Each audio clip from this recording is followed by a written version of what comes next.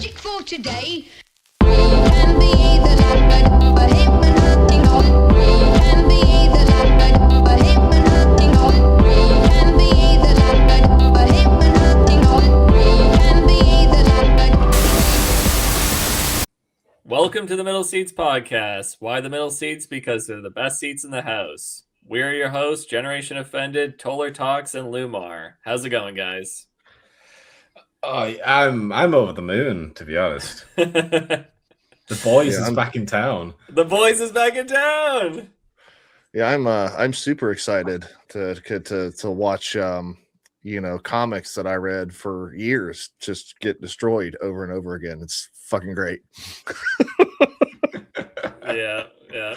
All right, well, today we're going to talk about The Boys Season 5. Let's get into it. So, Season 5, Episode 1 opens with a Homelander rally. He's got his conservative constituents around him. And during his meeting, Starlight infiltrates behind the scenes and gets in there and displays the airplane footage from Season 1 where Homelander essentially killed an airplane full of people. As she's doing that, Black Noir comes in. They have a fight.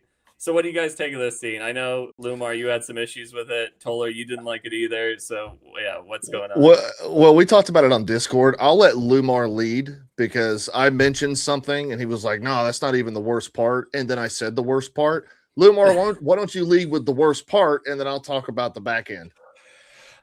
Okay, so Homelander and Vought basically control America at this point. So the agenda of the United States is whatever Homelander says it is. And at the moment, his biggest fucking problems is Butcher and Annie. They're like the big terrorists of the United States. He fucking hit, anyone who calls themselves a Starlighter, they get sent to prison. He's cracking down on them. He's wiping out all of her rebel cells, things like that. So naturally, you think, right, everyone at Vought should be on their toes looking for any signs of Annie. They should be scouring every single location. They should have CCTV everywhere looking for her. And then it turns out she just walked into the 7 Tower, Vaught's headquarters, where Homelander lives. She just went into the studio level and she just fucking went into the makeup room and just got dressed. No security room, no CCTV cameras, no one looked at her face. She knows the stage manager. You're full of shit. Oh, sorry, one dude managed to disable every single bit of security and let her in. Fuck me. Honestly. I even said in the Discord, imagine 2002, 1 year after 9/11, just fucking people just walking around the White House. They're making sure everything's okay. And then just fucking Osama bin Laden just casually strolls around and nobody gives a shit. It's so fucking stupid. Yeah, I don't like it, but I was more perplexed by how Black Noir was unable to kill this one computer lackey. I mean, I know that Starlight's restraining him. They're having a battle, but the choreography here doesn't really do well because there's a scene, it plays really quickly, but Black Noir is facing Starlight, but he's in between the computer guy and her, so all he has to do is turn around and slap the guy and bash his head in, right? Because he's got super strength. He could just quickly turn around, stab him, do anything, and it would be over. But instead he's trying to swing a sword at her. There's a reason they have to keep fucking cutting away from that fight every 2 seconds, and it's because if you actually look at their positioning, it doesn't make any fucking sense. So they're like, oh shit, let's just cut it every 2 seconds and look at Homelander on stage again. Yeah, exactly. My biggest issue, and it's something that we're probably going to talk about quite a bit since we're covering the first 2 episodes, and it's been an issue with this show since the beginning, and it's the power leveling. I had people in my comment section defending it from here to Kingdom Come, but there's no world where Starlight wins against Black Noir in a 1v1.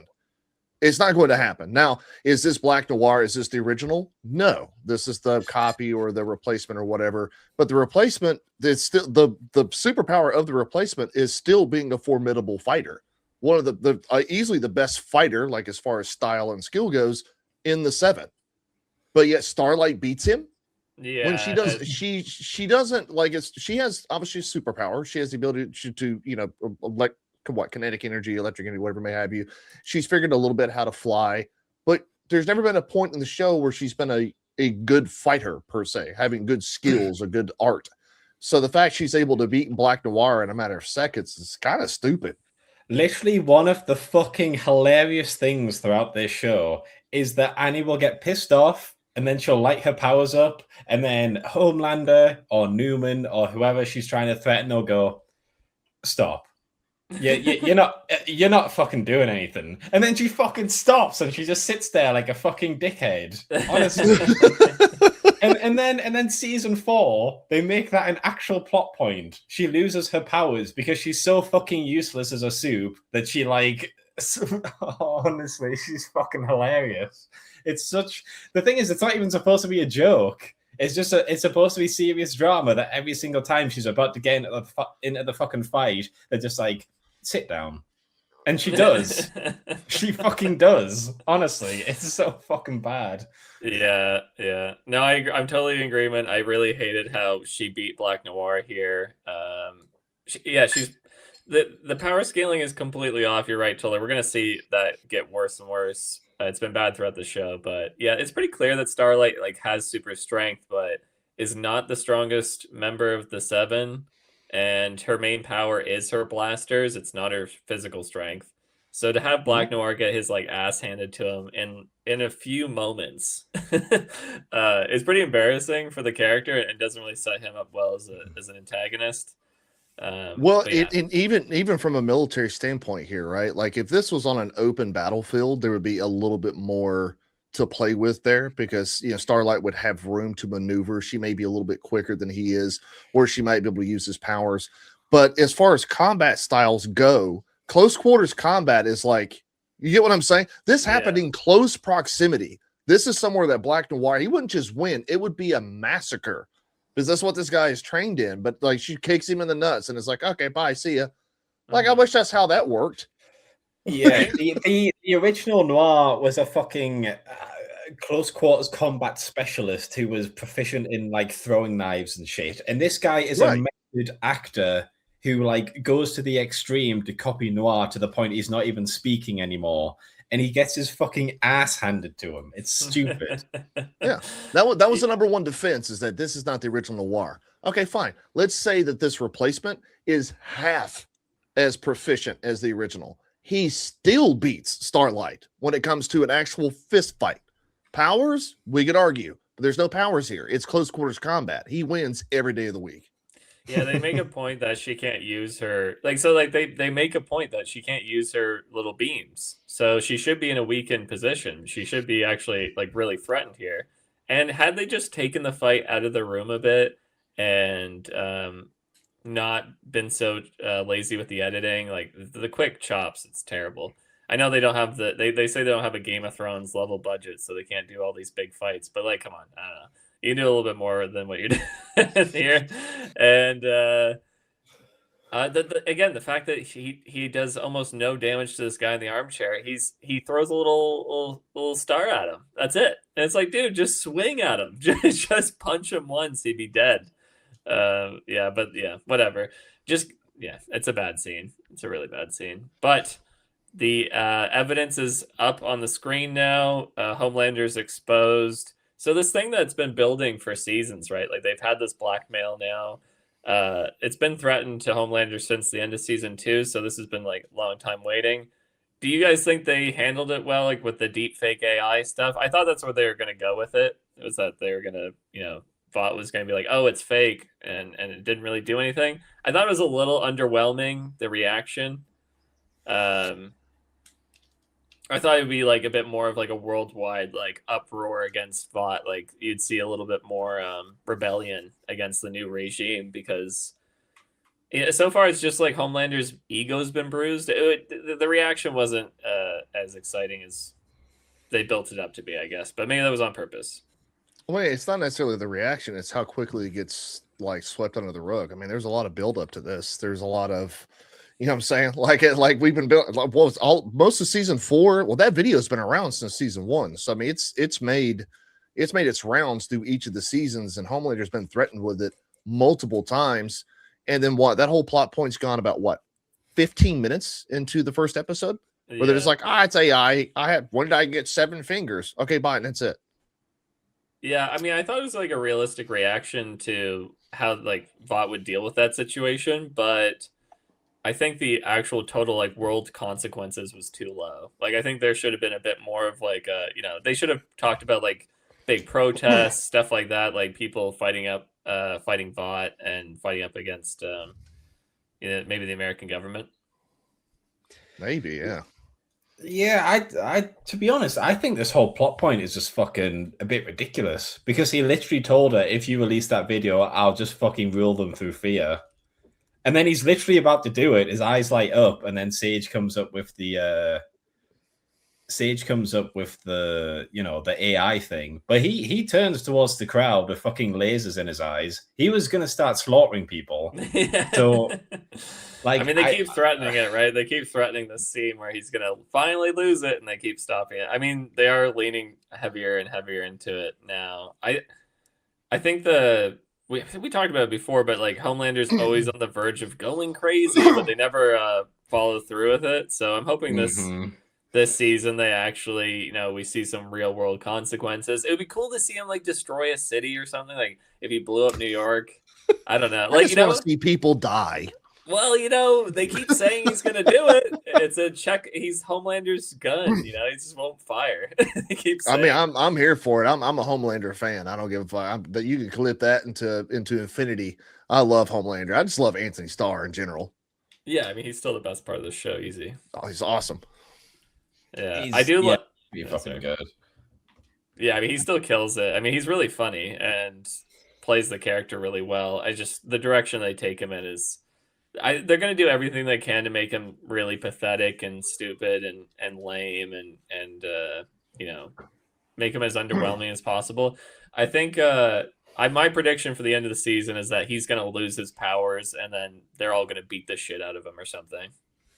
In comics, that's not what happens, but I mean, they're so far from the comics at this point. Yeah, I know. Yeah. Fucking as soon as they changed the fucking Black Noir plot point, I knew they were going to stray away from it. But to be fair, in the trailers, he is seen in the White House at some point, so they might be trying to re-rail it a bit when it comes to how he meets his end. For the people that don't know, Black Noir was never like a replacement like it is in the show in the comics. Black Noir's identity is hidden because he's literally a copy of Homelander.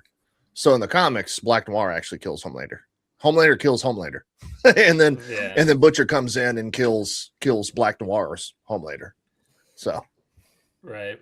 Well, I think, I do think that Soldier Boy will like use his gamma ray on Homelander and like eviscerate his powers, and then I think probably I'd say Butcher. I could see them all just gang beating him. That'll probably. They're gonna bring in Marie right at the very end. Oh God, that's what we need. Let's touch on that. Loomar, touch on that about Gen V, because you were the one that first said that the ending Gen V season 2 was kind of like worthless. Why don't you go ahead and hit on that? Well, I mean, Gen V season 2, it ends with Annie finding the Gen V group, and then A-Train comes along and he's like, we're soldiers ready to join our little rebellion and that. And then this episode, A-Train, not only is A-Train not part of Annie's rebellion anymore, he doesn't even really seem to know what's going on, and he has to keep asking her how all of her rebel cells are doing. And on top of that, Annie says the Gen V group are getting a few wins, but it's not much. The whole of Gen V season 2 said Marie is as strong as Homelander. She is Black Jesus. And then the best that she just, it's not even her. Sam, he's super strong and durable. Jordan, he can be either super strong and durable or she can be like having concussive blasts that can knock over strong soups and shit. And then Kate, she can just brainwash people to do whatever the fuck she wants. And Emma can sneak into wherever she wants to sneak in, or she can grow gigantic and just slap people around. And they're getting a few wins. Like, honestly, it's Gen V at this point just feels pointless. Like, I don't know why they built this up only to just put them on the sidelines. It's fucking stupid. Yeah, that's a huge fucking problem with this show and Gen V. It's like they want them to exist in the same universe, and then we'll tease, cameos and stuff, but we'll never fully commit to putting them in the same universe. Like, it's like you don't have to actually watch Gen V to enjoy The Boys, which I agree with in principle, but because they keep like pussyfooting around this union, it kind of ruins it. Well, that's not actually true. Yeah, I'm having fucking gin. That's not even true, because a major plot point of season 4 is Butcher just walks into the office and goes, I've got a virus that can kill any superhero on the planet. And then it's like, if you haven't watched Gen V season 1, you've got no idea like how that virus was made, where it comes from, how he knows about it. And then, yeah, it's like, They are going to bring in the Gen V crew at some point in this season, and it's going to be like, I don't know, if they weren't that important, why even bring them in the first place? Why even have them get recruited by Annie at the end, and then the best they can do is a few wins, but it's not much. That's something I just brought up in my episode 2 video, is that by combining these, it's kind of taking the Marvel Disney route, where it's kind of like they really don't have anything to do with one another besides besides cameos. And it just feels cheap and kind of manipulating, because I mean, we did at the end of Gen V season 2, we see all of them with not only Starlight, but A-Train. But A-Train in episode 1 of season 5 acts like he hasn't been doing anything. Whereas the end of Gen V, it seems like he's been helping Starlight for a while. So it just seems kind of cheap, where they're just like, hey, like just key dangling, like, hey, remember these characters from this one show? Well, now they're here. But then when you start continuing the story, it doesn't make any sense why those same characters aren't involved with one another. Yeah, it's just weird. Like A-Train, his line in Gen V season 2 is like, are you guys ready to join us and that? Join us, me and Annie, the leaders of this resistance. Mm-hmm. And then, episode 1, he's like, so Annie, how's that resistance? Because I'm not really a part of it. And it's like, the fuck? Yeah. What do you mean you're not really a part of it? Well, and some of the Gen V folks would have powers that would definitely help me. You talked about Black Jesus. I mean, A-Train would have never died. She could have just brought him back to life, because that's the thing that she can do. Emma would be perfect for recon, because she can do her Ant-Man thing and fucking go be small and go walk around, do what the hell she wants to. Jordan could be additional muscle. Fucking Emma, the first scene, we need to get this fucking plane footage snuck into the like security room or the broadcasting room so it plays behind Homelander. Instead of having someone who is the most wanted terrorist in the United States to wander into the studio, why don't you have someone who can, remember, she learns how to control her ability at the end of Gen V's season 2. Why don't you have someone who can like shrink to an ant, have her infiltrate the building, broadcast it, and then sneak back out again? And that way 2 of your friends won't get killed. You could have even used Kate as a reason to get Starlight into the building. Kate could have touched somebody and been like, let her through. Yeah, there's there's also what's the transgender Asian one? That's Jordan. Jordan Lee. Jordan. Jordan could have snuck in as well. I mean, like, even though both their faces are known to the public, it's still kind of like off. Yeah, like it's not as well known, I'd say. Like, they're not as big of threats, like you said, Loomar. Like, they're not the number 1 terrorist in the world. So having anyone else sneak in would have been better than Starlight. They would be useful. Their powers would be useful, but the season of the show is acting like they don't exist. Yeah, I mean, they did that in season 4 as well with Kate and the brother there. I can't remember his name. Sam.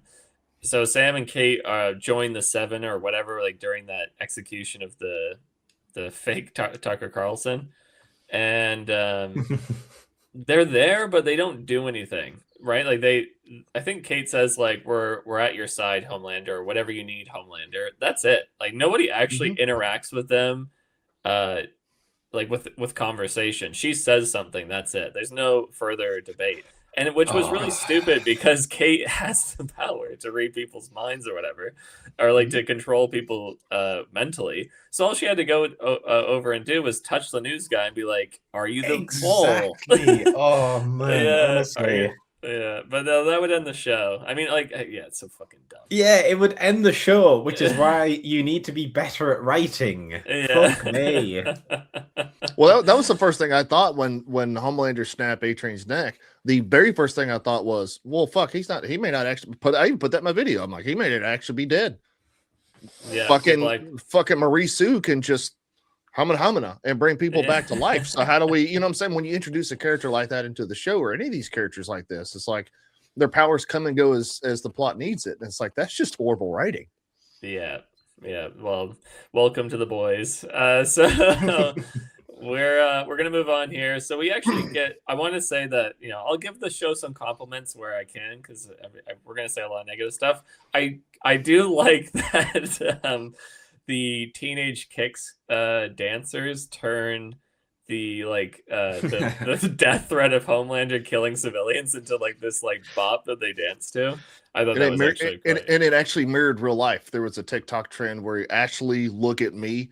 That line was used in quite a few shorts and TikToks and stuff. I can't remember which fucking season that was from, but that was what it was doing. It was mirroring that because Homelander threat has been used in real life and real TikTok trends before. Okay. So they kind of, that was a little social commentary there. Nice. I enjoyed that. I thought that was... that was a bit of like social commentary that was like, yeah, people really do just take random shit and just turn it into fucking band remixes. Yeah. So yeah, I thought that was pretty funny as well. Nice. Okay. Well, a broken clock right twice a day, right? Okay. So after that, Ashley appears. She gives a White House address. So we know now that she's the vice president and she's psychic. I think her power set was pretty debated. People thought it was going to be something with her hair, but it turns out she's got this weird face on the back of her head. Voldemort. I didn't think this was a bad take for her powers. I thought that made sense for who she was and her character. So I'm interested to see what they do. Like usually when like something else, because it happened in the little animated Diabolical spin-off, and it happens with Butcher. Usually when you've got something else talking, that's because you had some sort of cancer or something, and then the Compound V interacted with that and gave it powers and sentience and shit. Like, season 4, Kessler and his wife, those are just extensions of the cancer, which is now sentient. I don't know. It's never mentioned that Ashley had any kind of brain tumor or anything. So I don't know why she's just got like a new consciousness, a new face or whatever. She got that Voldemort action from the first Harry Potter thing. She got that Professor Quirrell going on, man. I don't mind the idea of her like paranoia taking, because her paranoia is such a big part of her character, like her anxiety, like ripping out her hair and stuff. I don't think it makes perfect sense, but I think it does kind of make sense for her character. I'm not gonna shit on it for that. In my opinion, I think I can see this kind of like anxiety manifest itself into this weird cyst on her, this weird cyst face on the back of her head. I do agree. It makes sense. Yeah, I mean, throughout all of the seasons, it's been like she acts like this total alpha bitch who's very corporate and unfeeling, but then for a few moments, it shows that she actually really doesn't want to fucking be there, and she really hates everything that's going on. So I do agree that kind of thematically, at least, it makes sense for her to have this kind of voice at the back of her head that's talking, telling her to be good. I agree with that. Okay, fair, yeah. Nice. I didn't mind it either. Okay, well, we're going to move on to Homelander and Sister Sage have their first real discussion about, well, they talk a bit about Gen V and what happened with Godolkin, but it's pretty much glazed over. There's not a lot being said about it. She talks about the breakup and how they... I still can't get past that, though. I can't get past how Godalkin is a verifiable narcissistic, evil megalomaniac, and then she's caught by surprise when he becomes even more of a narcissistic, evil megalomaniac. And you're supposed to be the smartest person. Like, hello? Okay, so this is where we're going to get into this really lame, stupid excuse that they have to do whatever they want with her powers. So now they're saying because she's brain fucking herself so much with like needles and shit, she's lobotomizing herself all the time. Now that might be like giving her some kind of like mental fog where she's not performing at her peak anymore. So she's not as smart as she They needs make to be pills all for the that. time. Yeah. So I think this is the most lazy, stupid, contrived way to explain. Oh, hey, she's not at her peak all the time, so she's only as smart as we need her to be in every scene. So hey, if there's any plot holes with her stupid plans, if she doesn't read the situation perfectly every time, it's because she's, lobotomized herself too much. However, if she's smart, then her powers are working all of a sudden. So, there's no consistency here. They still refuse to even define what her real powers is. Besides, she's the smartest person in the world. Like, I fucking hate it so much that they do this. She's a dumb character inside out. We talked about this during Gen V. She is not a part of the comics. She was made for the show, and you can fucking tell because it has modern writing all over her. Well, it says so much that the smartest person in the world, according to Eric Kripke, is a fucking white-hating racist. Like, she hates white people. It's just, like, blatant racism. It's not even, like, concealed at all. They ask her why she likes this job, and she's like, I like to tell white people what to do. It's like, fucking reverse that role for you and see what happens, eh? Well, obviously you and I talked about Sage, and up until this past week, which is my brain is fried, I had never seen season 4 of The Boys because I saw, seasons 1, 2, and 3. I postponed. I was moving, and I was like, my girl and I were moving in together. And we're like, we'll watch season 4 together. And then I heard all the shit come out about it, and I'm like, nope, I'm not doing it. But I watched season 4. And it's like right out the gate, she's the smartest person alive. She's, she can outthink everybody, blah, blah, blah. And then Homelander shows up in this shitty little fucking apartment. If you're the smartest person in the world, what are you living in squalor for? Yeah. Like, that's so weird. Why are you not making, why do you not have a job where you make good money? Like, what even that, her setup didn't make sense. No, I said that in my review as well. As like, why isn't she like a fucking CEO or something? She could be like Elon Musk. Basically, yeah. Yeah, she's the smartest person in the world, but she's a racist who's also a shut-in who doesn't do anything with her existence. I mean, there's a really good film called Limitless. I don't know if either of you have seen it. Limitless, great film. Yeah, with Bradley Cooper, right? Yeah, with Bradley Cooper. Yeah. There's the great first scene where he takes the pill that makes him the smartest person in the world. The first thing he does is clean his apartment, and he starts working on things to improve his life. What does Sister Sage do? And of course, people could say, well, she's so smart that she knew that someday Homelander would show up at her doorstep and ask her to help him with. She can calculate things to such a degree that she knew that Homelander would come seeking her help at some point. Which, I mean, come on. If she is that smart, then how the fuck did she fall for Godalkin? Yeah, right. It's no consistency here. I couldn't predict that the soup supremacist would be a supremacist. Oh no! Fiddlesticks.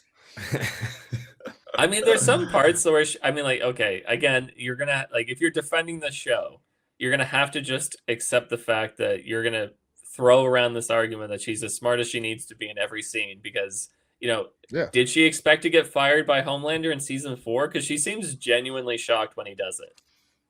What was the reason that she kept A-Train around? She knew A-Train was the mole. She let the Tucker Carlson die. So why did she do that? There was no because she was feeding disinformation, that wasn't actually disinformation. It was just information that they used to fucking foil the assassination plan. But anyways. Information that she gets her fucking shot in the head, by the way. Remember that? She leaks information to A-Train that they're having that secret meeting at the weird The Tech Knight mansion. Right, the Tech Knight mansion. So they go to the Tech Knight mansion, and then while they're there, Sister Sage is caught by surprise and shot in the head by MM.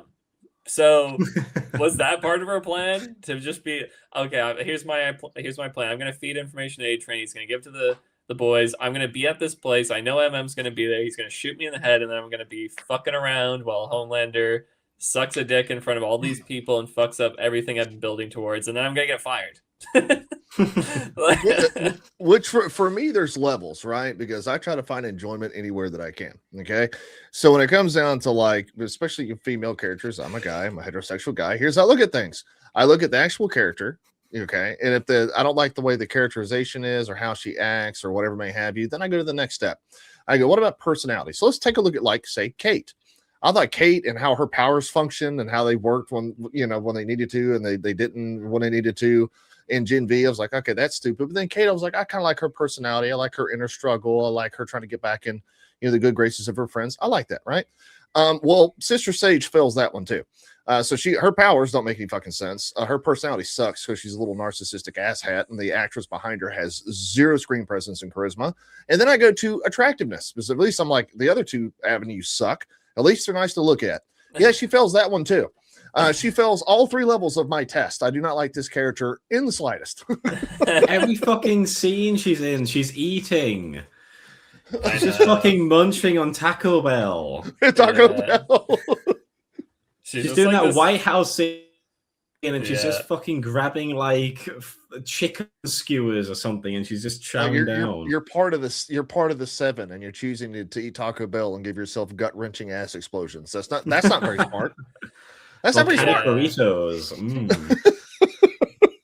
She's a very repugnant character. And again, I can't tell what the writers like. Surely they think that she's cool, right? Like, I think that's the vibe that they think she's awesome. They created her, right? Yeah. Well, like, I mean, obviously some characters in the show are written to be complete morons. Like the Deep, that you're supposed to look down on. Homelander, you're obviously supposed to be disgusted by. But the writers don't actually know how to appeal to an audience because they do it by mistake, and then they'll fail by mistake, obviously. So like, they make Sister Sage trying to be this edgelord, intelligent black woman that tells it as it is, kind of thing. She's evil, but she has a point. That's kind of the vibe they go for.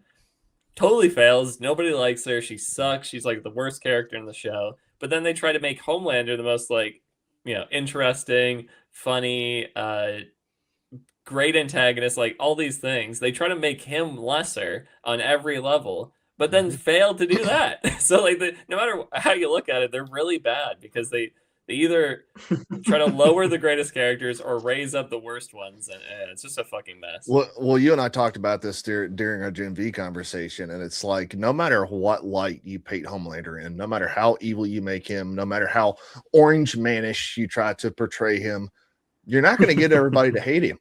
Anthony Starr is just amazing. It doesn't matter if he's this evil narcissistic dude or not. The guy has got charisma, and anytime he's on, like, my girl and I are sitting there watching the show, and she's like, man, I don't like this guy. I'm like, I fucking love him. I don't like all the things he's doing. I don't like his characterization, but come on, Homelander's just awesome.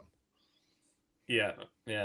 He's just the best character. He has all the charisma. I mean, Butcher's all right. I'm losing a lot of feel for his character. I think he's become really boring as a lead. Agreed. I say that as someone wearing his shirt. I agree. Yeah. Yeah, I don't know. I mean, so we're gonna move on to the next scene here, and we're in the Vought concentration camp. There's a lot of Auschwitz references in this one, which kind of cheeky. I thought I like the prison outfits, so they're all Vought inspired with the American flags on them. The flag and all that. I thought that was great, but yeah. So Frenchie and Huey and MM are stuck in here. They have a dynamic. They're doing a great escape situation. They're building tunnels, planning their way out. Here we get into MM's character, and I guess he's just lost all hope here. He's depressed. He's fighting people. He's drunk.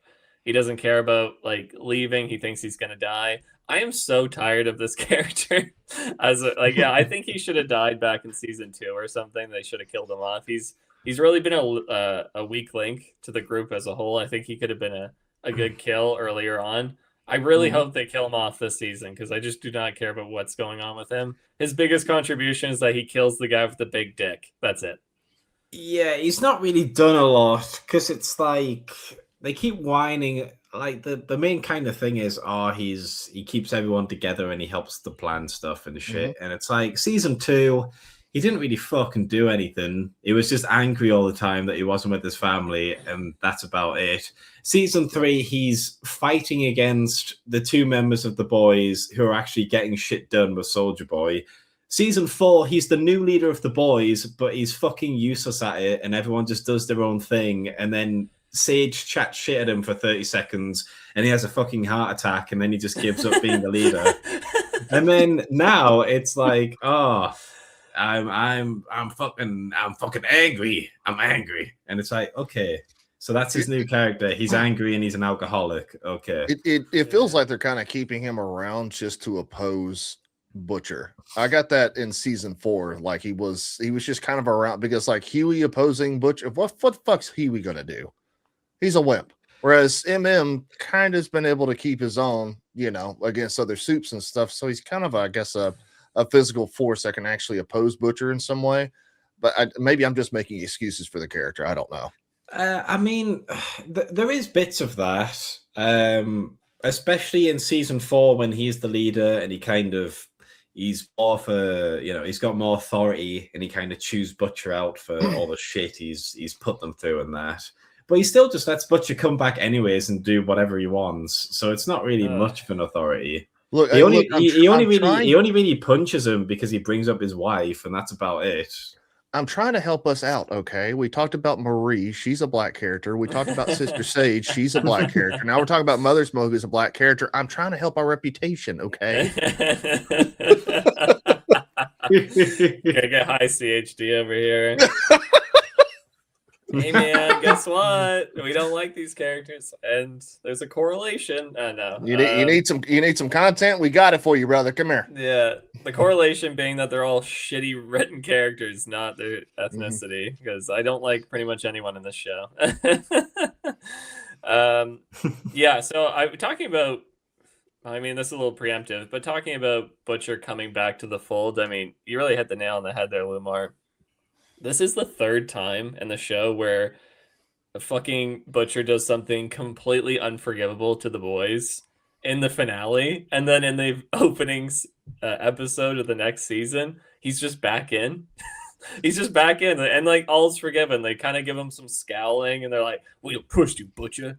And then that's it. That's it. Like, they're like, "Yeah, we're going along with your plans, though. You're kind of leading us." What was that accent you just did? I was trying to do. I was trying to do Mother's Milk. It was because he says Butcher like really. He has that like I don't know. Really assertive. Yeah, that's it. That's a terrible. I could do y'all Huey. Motherfuckers making me itch. I could do Huey like, hey Butcher. I can do the Frenchie.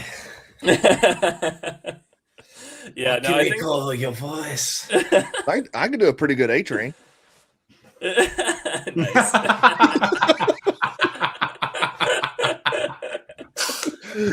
We'll get to that in a bit.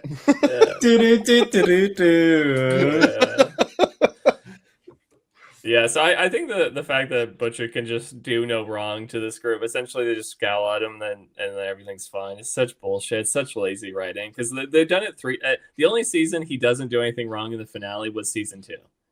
And then every other season finale, he's like completely betrayed them at this point. Yeah. Or, like in season 1, he leaves them for dead. Season 3, he joins Soldier Boy, which, ends up being a whole mess. I don't think it was that bad and as a viewer, but to the characters in the show, they hated it. And then season 4, he ends up killing Newman. Right as they're all wild. That was wild. Yeah. You're fucking welcome. Yeah, it kills Newman for like pretty much no reason, and then now, yeah, everything's fine. They'll go along with his plan. They'll lie to her husband about the death, and they're like, "Yeah, Butcher sucks. He's he's a fucking scumbag, but I'm going to do everything he says and go along with his plan. Well, yeah, and I guess we'll talk a little bit more about that when we get to episode 2. But that was something I brought up in my video today, where it's like everybody keeps talking about fuck Butcher. We don't like Butcher. We got to stop Butcher, but nobody's doing anything about it. They just keep saying it, and there's no action behind it. Yeah, like why wouldn't they be like, okay, we'll go along with your plan, but how about we'll come up with a cure and give it to fucking Annie and Kimiko, and then you can die, and everyone else in the world can die from this fucking disease. But let's just make this cure first. I mean, like, I know they're on borrowed time because the government's hunting them all the time, but like, it seems like they can avoid them fairly well. With ease, apparently. You can just walk into the headquarters. Yeah. Annie can walk into the heart of the beast and be fine. So surely they have time to come up with a cure. Well, also, this is like a year after the end of season 4, and he's had Samir apparently working with them for quite a while. So yeah, you'd think he would have, because obviously Samir, his daughter Zoe, she's got powers, so you'd think they'd have some sort of cure. But that hasn't been mentioned yet. So he thinks Zoe's dead. Apparently, I remember that's part of the lie too. Does he? Yeah. They're like, oh, Zoe and the head popping chick, they're both dead. That's what Butcher's lying to him about. Yeah, we'll get into that in episode 2. But Samir still helping Butcher makes no fucking sense. I agree. I totally thought. Yeah, we're gonna get into that. That was so fucking dumb. Also, we'll talk about this now because we're talking about the Frenchie side of things being in the concentration camp. So Butcher wants to keep Frenchie alive because he's got the skills to create this big epidemic. Surely you would have brought him with you originally. Then you left him in season 4. Like, what has he been doing? He's been running around the country, running around the world, doing nothing. It's been a year. Yeah, I know. It's been a year, and apparently not only has Annie known where they've been all this time and just not done anything, but if Butcher needed help with the virus, he could have broken him out any time over the past 12 months, and neither of them did anything. No. Yeah.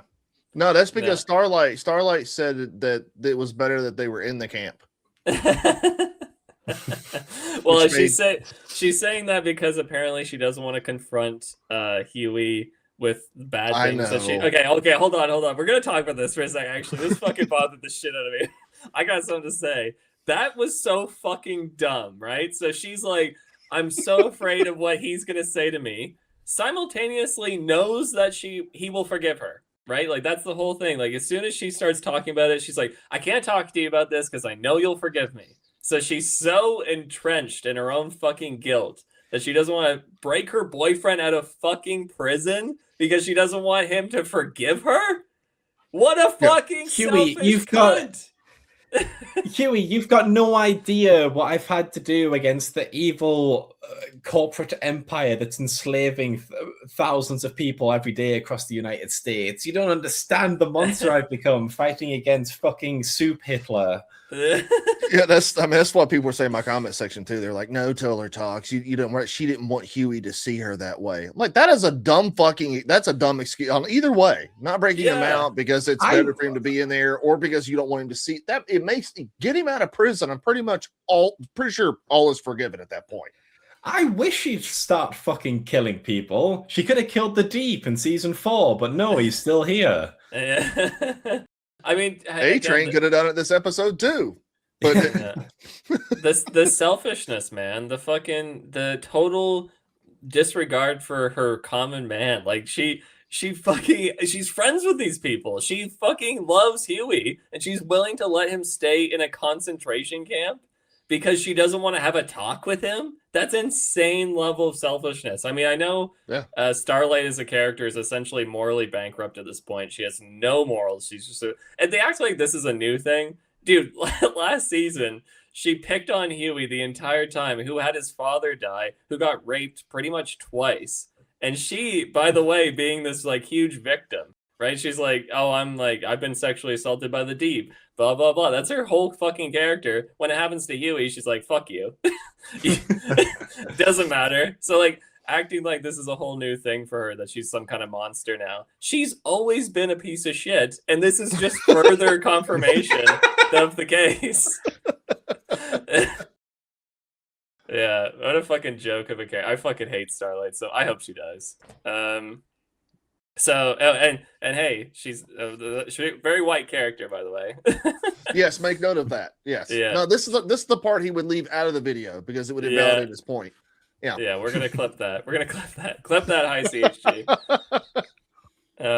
So we got Butcher. We're coming back to him. He kills his dad in London. So we finally get some closure. That pisses me off as well. I didn't really like this either. He walks in, and the first thing Butcher says is like, "Oh well, Mum died, but you're still here." What? So you're telling me at some point Butcher found out that his mum, who he loves, died, and we don't get to see that reaction? Butcher barely ever opens up as a human being. That would have been so good to see why he continues to kind of go down this darkness, because he's slowly losing everyone he cares about. And they just don't. It's a throwaway line. This important character in his life, and it's like, yeah, well, Mum died. What? Well, I mean, go ahead. Sorry. Go ahead. And then like 2 minutes later, Butcher's about to kill his dad. Let's see what sort of emotional turmoil he goes through after killing the man he's, his last living family member, but it's a person he hates so much. Nope. Cuts away. We're just in the fucking Philippines now, whatever, or in fucking whichever fucking scene it is. Butcher loses two of the closest people, whether they're a positive influence or a bad influence in his life. He loses two of the closest people to him, and we don't see his reaction. It's like, why even have the fucking scene in?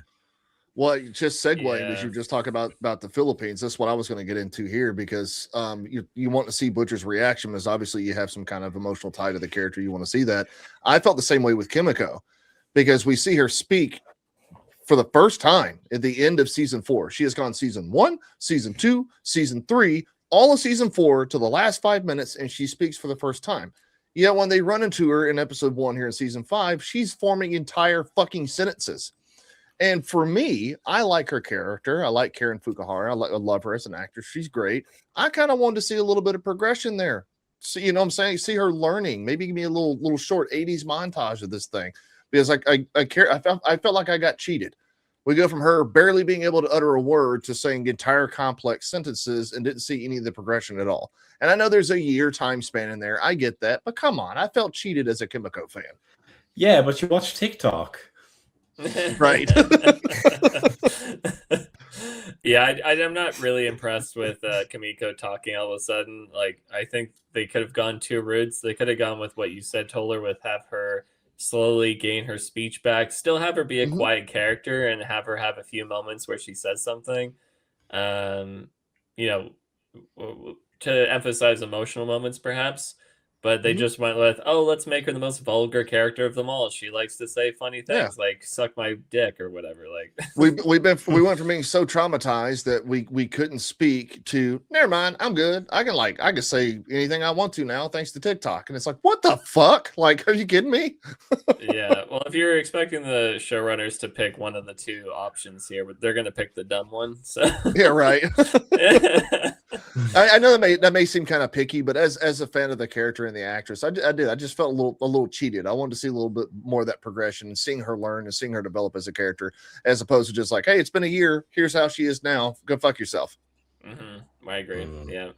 Well, the next scene is Homelander and Firecracker's news interview. So we have Homelander like just do the he's getting his makeup done, and then he talks to Firecracker, and he's seeing how afraid everyone is of him. And I actually thought this was kind of funny. Thing? No, I know. I thought it was kind of funny that he's listening to their heartbeats. And again, it's just because Anthony Starr is like a really fucking good actor, and he plays off this like psychopathic murderer so well. But him like listening to their heartbeats and getting annoyed that they're all scared of him because he's such a fucking violent psychopath. I thought that was pretty good. And then I guess we find out that Firecracker's off her milk thing, which, this whole meme about the milk has gone way too far in my opinion. It stopped being funny in season 2. Like, It was fine as like this quirk, but like him just going all out and drinking buckets of milk and licking his lips every time it's mentioned. It's just like, okay, all right. I don't care. She's hot. I don't care. I'm a simple man. I don't care. All right, well, we'll skip ahead a little bit because we kind of covered a lot of what's going on here. What do you guys think of the Deeps podcast? That's been a new Execute joke. him slowly. You know that scene in 28 years later, the Bone Temple, when they got everyone in the barn. Just do that to him. Take off his shirt, you know. Yeah, you're not a fan of the Manosphere take on the Deep.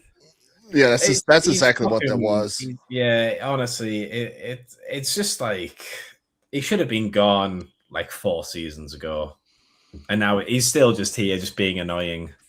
Yeah, I mean, I don't hate his presence or anything. I think I'm just very disappointed with the choice they went with his character. Like after season 1, I mean, we talked about this a while ago, but there was a very clear direction with where they're going. It was like a clear redemptive arc. He had seen the error of his ways. He was, crying about the sins he had committed. Essentially, it seemed how he'd fucked up. And then to completely go back on this character arc where he's just this lapdog for Homelander, it's just such a, I don't know, letdown. Yeah, like suck A-Train's dick. And it's like, really? This is what we're doing? Yeah. Yeah, I mean, they could have just had a new character be in the 7, and it would have been, make him the Deep who he is now, and have 2 different characters, and it would have been fine. Yeah, but yeah, I don't know how far we're skipping ahead, but is Deep meeting up with A-Train in the next like 5 to 10 minutes? Because I have a real big issue with that scene. we're gonna get into that scene. That's still a little while away. So we're okay. Yeah, so we have Kimiko team back up with Butcher, and they meet up with Starlight, and they talk about breaking out the boys now. But we already talked about that. I guess we can move on. Mm-hmm. So we have Homelander's further mental degradation. Let's talk about. So it seems like the new Noirs got something going on with him. What do you guys think of this? Is it a method acting, or is it going to be some kind of weird reveal? I feel like they cut out his tongue or something like that, or maybe I don't know. I really hope they're going with the method actor thing, because if they try and shove his fucking comics plotline in now, that's going to be so fucking stupid. Yeah, you think that? Oh, I didn't even think that. Yeah, they could do it at this point. I mean, when I pause it on Amazon Prime, Nathan Mitchell, the actor who plays Black Noir in the previous seasons, comes up as the person present. So I don't know if that's just like a kind of, purposeful, misdirect, or if it is. Oh, he plays both of them. Oh, really? He's been to Black Noir the entire time. Yeah. Oh, okay. My bad. Yeah, that makes sense. But yeah, I don't know. Because the whole point of season 4 is that he cannot be Noir, because he can't comprehend how Noir just stood around and was silent and did nothing all day. Yeah. And then we even see in Gen V season 2, he's still nowhere near being Noir. He's getting he's getting geeky, and he's talking with Polarity about movies and shit. Like and then now he just is that. It makes no fucking sense. Mm-hmm. Yeah, we'll see where he goes. I'm not like I have no faith in the show pulling off a good reveal of Noir's character at all. So I can see them just fucking this up completely. So whatever. We'll skip ahead to so Huey walks into one of his bunk rooms, and Homelander's there, and he's already killed everybody in the room. And I thought it was really funny because Huey comes in, he's like, "What'd you do? These people were innocent." And like that would matter to Homelander. Like, you've seen this guy kill so many people. Why would you even say anything? It would just be like, would that make a difference? No. This guy's like a mass murderer, and he deliberately put them there. He doesn't see them as innocent. So that sentence was so dumb. Well, you're sitting there talking about mass death, and I was just as I posted a video prior to getting on you guys with the podcast, and I started laughing at both what you said and then what the commenters said. A commenter, Brandon 5080 says, I would hope for the mass death of every character at the end of this show, but the Gen V girl would probably bring them all back to life just in the last shot. Sorry. I've been trying to answer comments. That's my thing, and I just started laughing. And you also talking about, never mind. ADHD took over. Keep doing your thing. No, yeah, that's likely to happen in this show. They're probably gonna pull some stupid shit like Huey's gonna sacrifice himself to save Starlight, and Marie's gonna bring him back. Yeah, Jesus is gonna come down from the sky. It's Marie. Yeah, Like, you've been exorcised, and then he just wakes up. I thought there was a decent. Again, I'm trying to compliment the show where I can because I think this season is a step up from season 4. And I said this Agreed. to you guys in Discord, which is I think the main compliment I could give is that the structure is a lot better. So in season 4, there was so many different branching subplots. Like there was Huey had his own subplot. Frenchie had his own subplot, every character essentially had something different going on, and then they would occasionally meet up to do something, and it ended up being really fucking boring because of that, because it just felt like very side questy and stupid. But this season's a lot more Go centered. fuck yourself. Try watching it all in like 4 days. Go fuck Oh, yourself. man. It was horrible. Yeah. At least you ripped the Band-Aid off all at once. I mean, I had to watch...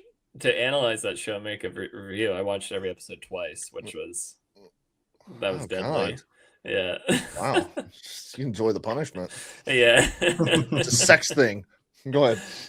So yeah, I think the story structure is a lot better. I think that the things are all happening a lot quicker because everyone's together now, so it's a bit more of an enjoyable watch. Yeah, I agree with that. But again, these are very small things. Overall, the show's not doing a lot. Which brings us to A-Train and his brother. So, Tola, you want to talk about this? Tell me what you're thinking. What I'm thinking is pretty simple. It's fucking stupid. It's stupid from the ground up. Like, I just do not understand the concept of this. Like, if a stranger walked in and was like, "Hey, I've been following you and your family, and eventually I'm going to kill your family." Do you think I'm gonna let them walk off? Absolutely not. But the whole concept. So first and foremost, why would you put your family in a beach house, knowing that the deep is the thing? You worked with the guy. Anything that happens in or around the water, he is going to know. But you put your family in a beach house. That's number one. Number two, Deep pretty much shows up, threatens him and says, look, I'm never going to stop trying to track down your family. Eventually, I'm going to kill them. There's nothing you can do to stop me. A-Train, especially if we go off the comics, A-Train actually has a higher power level than Deep does, especially exclusively on land. Once it's in the water, obviously Deep wins 200 times out of 10.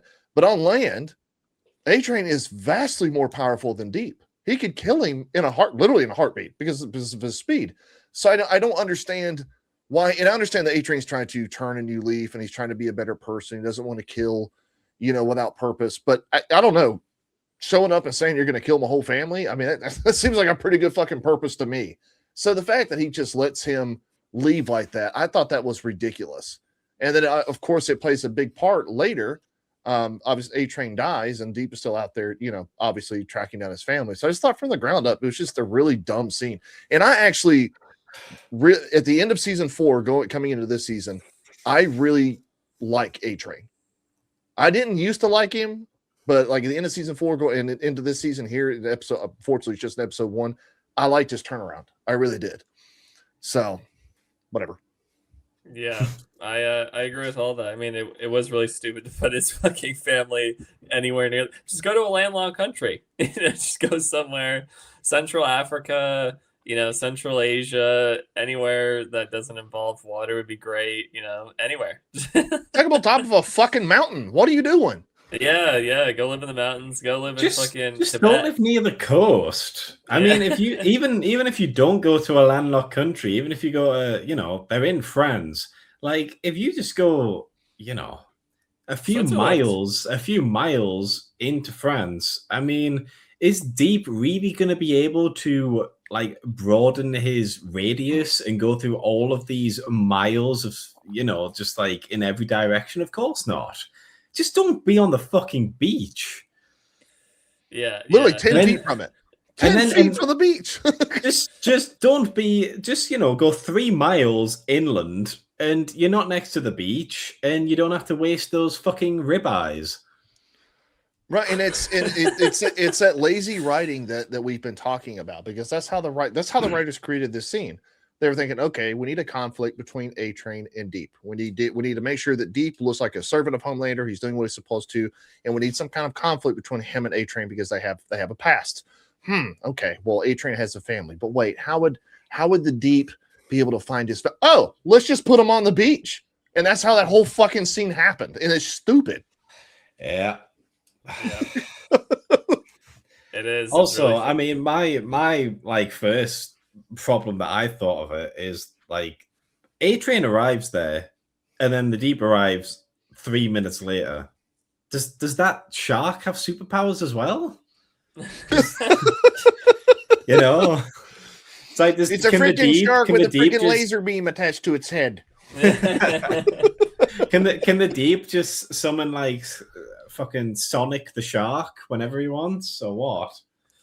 Yeah, I mean, either he followed him at amazing speeds, or it's a complete coincidence that A-Train happened to be there when the Deep showed up, which in any case is like really lucky, because if the Deep just waited around or either came at like a minute faster, he would have killed the entire family. Yeah. Yeah, but he didn't. Luckily, yeah. So either he's tracking him by water, which is insane considering how fast he moves, or it's just coincidence, which lays either way. And let the record show. I did say I like the black character. Thank you very much. Yeah. We gotta keep defending ourselves here. We're just waiting to get clipped. Just gonna turn this guy into a parody of himself. Yeah. All right. So we're getting into the breakout scene now. So Butcher has recruited this worm guy to dig a hole, dig this tunnel into. It's a really gross scene. I can't even bring it to words. Really, this like disgusting bottom person. It's the show loves to play with these weird. He's a Ken doll that eats dirt. There you go, people who haven't seen the show. Take a Ken doll. You know how there's nothing down there, and then it eats dirt. There you go.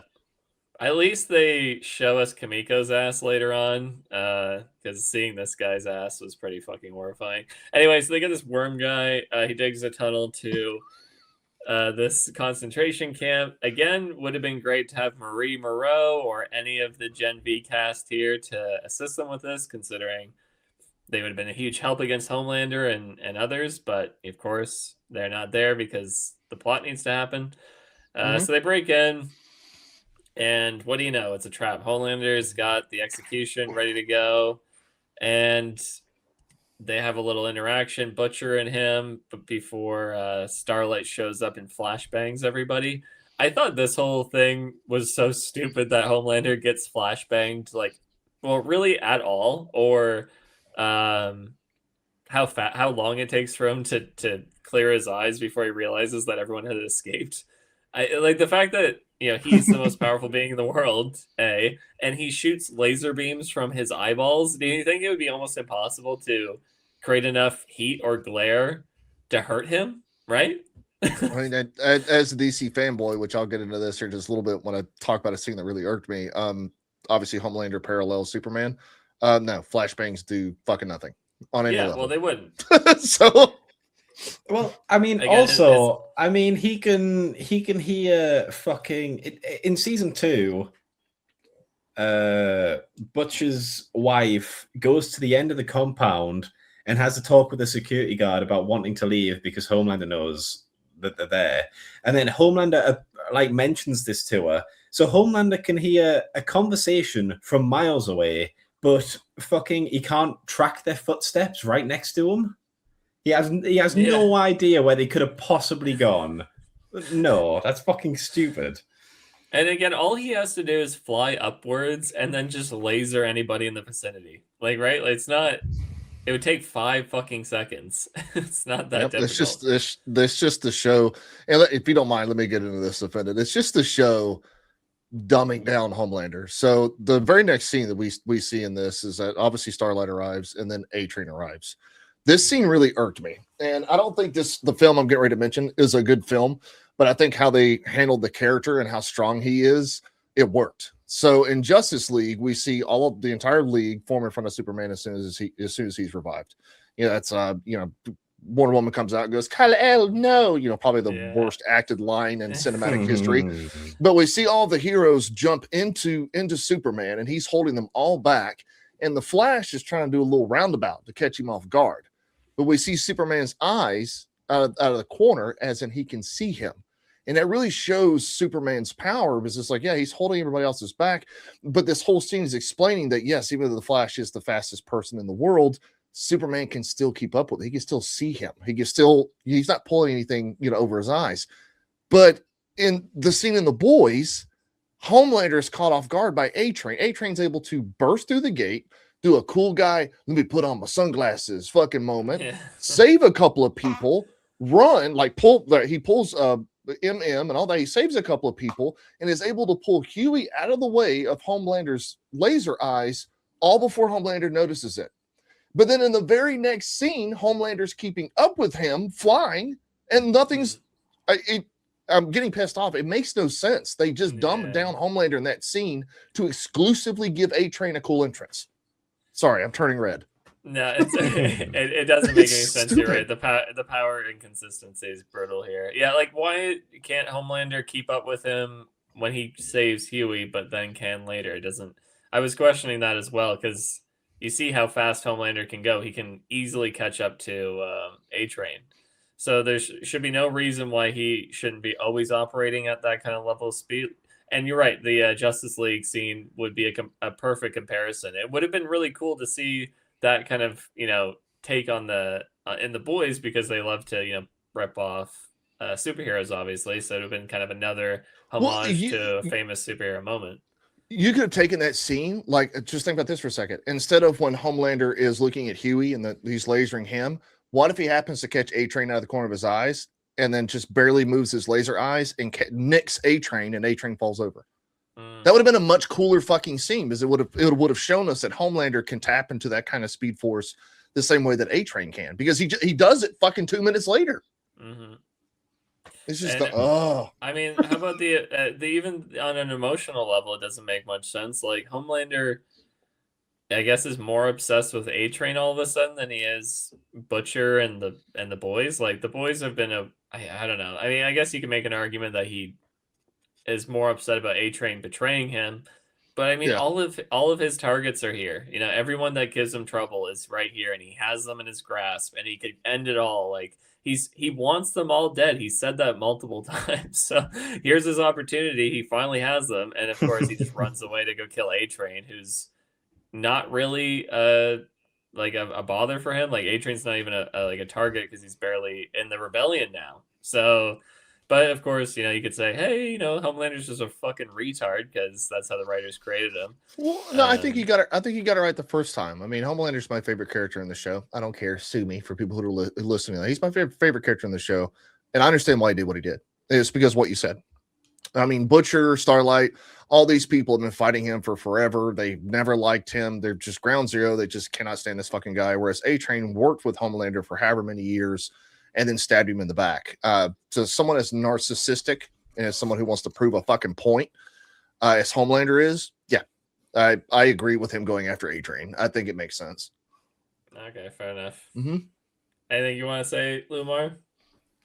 Yeah, it's just fucking I don't know, it's very difficult to get super speed right. I mean, if anyone's seen The Flash, you know how fucking dog shit that show is. Because I think in episode 4 or something, it shows that he's fast enough to react to a bullet starting to touch his skin from behind, and he just fucking instantly gets out the way of the bullet.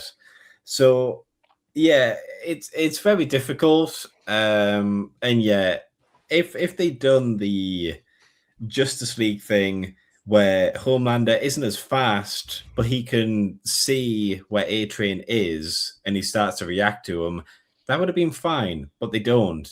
Homelander's just kind of stood there. his lasers are going really slow. He's not reacting to A-Train at all. And then A-Train like pushes Huey out the way, and then Homelander chases him, and then he can suddenly react to him and chase him down and shit. It's like, yeah, power scaling is important for a reason, because if you fuck it up, it just brings in a whole lot of questions. Well, it's just like with the whole police state thing, and like these characters being able to go and do what they want to. It screws up the tone that the show writers are trying to create. I mean, you're sitting there, you're telling me that Homelander is the most dangerous person on planet Earth. You're telling me he is the most powerful. He is like Superman reincarnate. He can even keep up with speedsters. He's got laser eyes. He can fucking, crush someone's skull, etc., etc. But then you dumb him down in specific scenes, and that destroys the entire tone that you're trying to set. So it's like the show does nothing but contradict itself.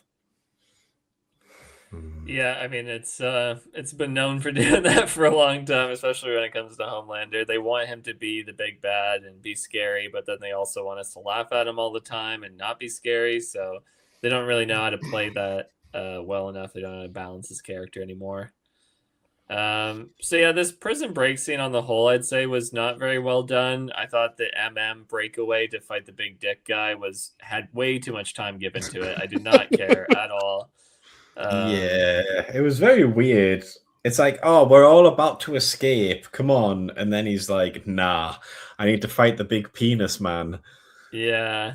I was like, did he, like, I know they've had beef for like multiple seasons at this point, but I just was not, I kind of forgot about this character even existing. Like, it's not worth that much. If they just had him like run by and shoot him in the face or something, would have been fine. But like, just to have this like drawn out fight where he's got to stab his dick and like fucking strangle him to death was just like, I don't know. How does he do that to begin with, though? What do you mean? The big dick guy is a soup. Yeah. It's not a soup. Oh yeah, it makes no sense. No. I mean, I would agree he's a great fighter. I would agree he knows what the fuck he's doing. But this guy's literally has superpowers. How the hell did you beat him? Yeah. Why didn't you before? Yeah, I mean, whatever. It's just such a dumb. It's all dumb, so it doesn't make any sense. And then the fucking fact that how many times has Huey been strangled? Like, they actually bring it up in the show. It's ridiculous how many times he's survived these soups grabbing him and stuff.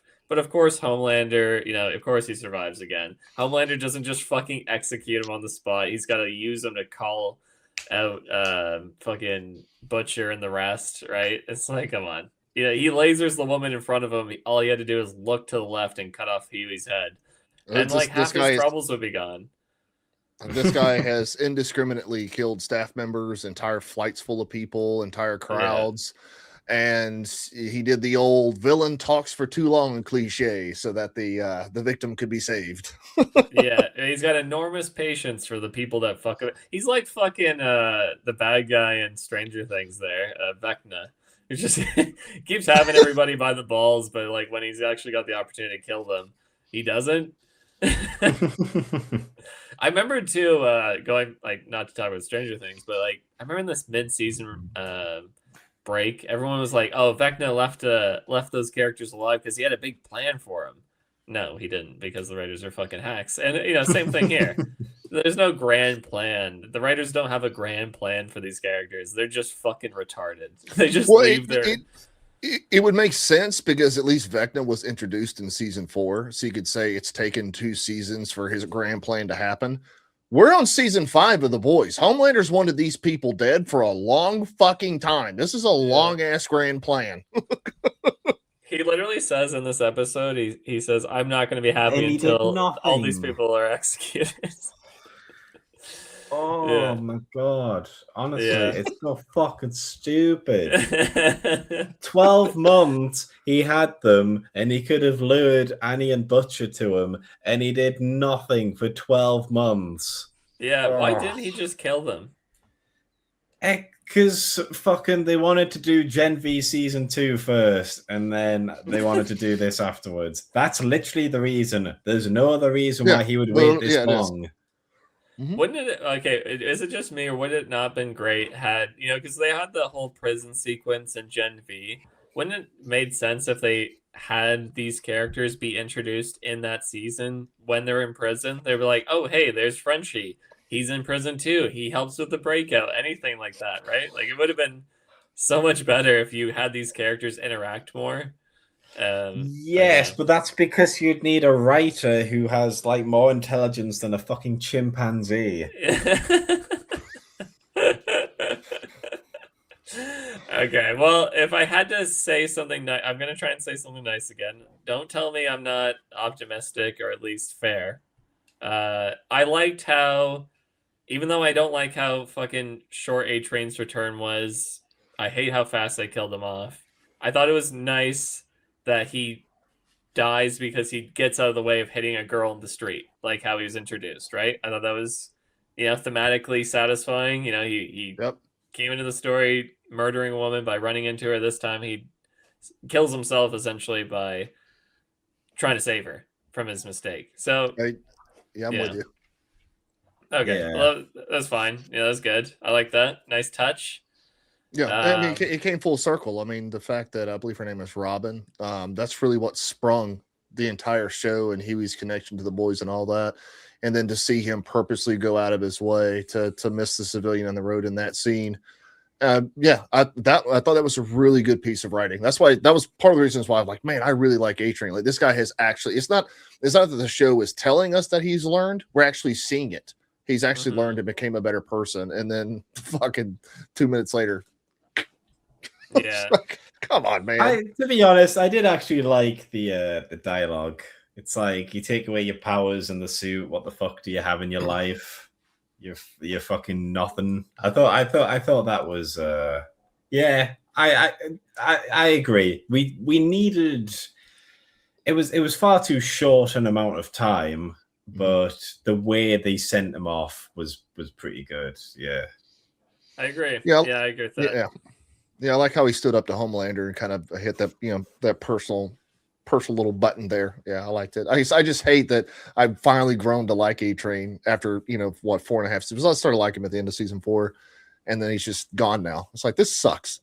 Yeah, I think it was a little quick. I think they could have brought him along a little bit more with being in the boys and stuff, and it would have been good. But yeah, I think ultimately his sacrifice and how he stands up to Homelander does pay a fairly. It is a good send off for his character. It's fulfilling. All right, so The Boys season 5 episode 2 starts off with A-Train's funeral. So Homelander's really going through it mentally at this point. It seems he's having breakdowns. He's having visions, and I think we hear Stillwell's voice. It seems like he's having yeah, that was who it was. Yeah, okay. So he's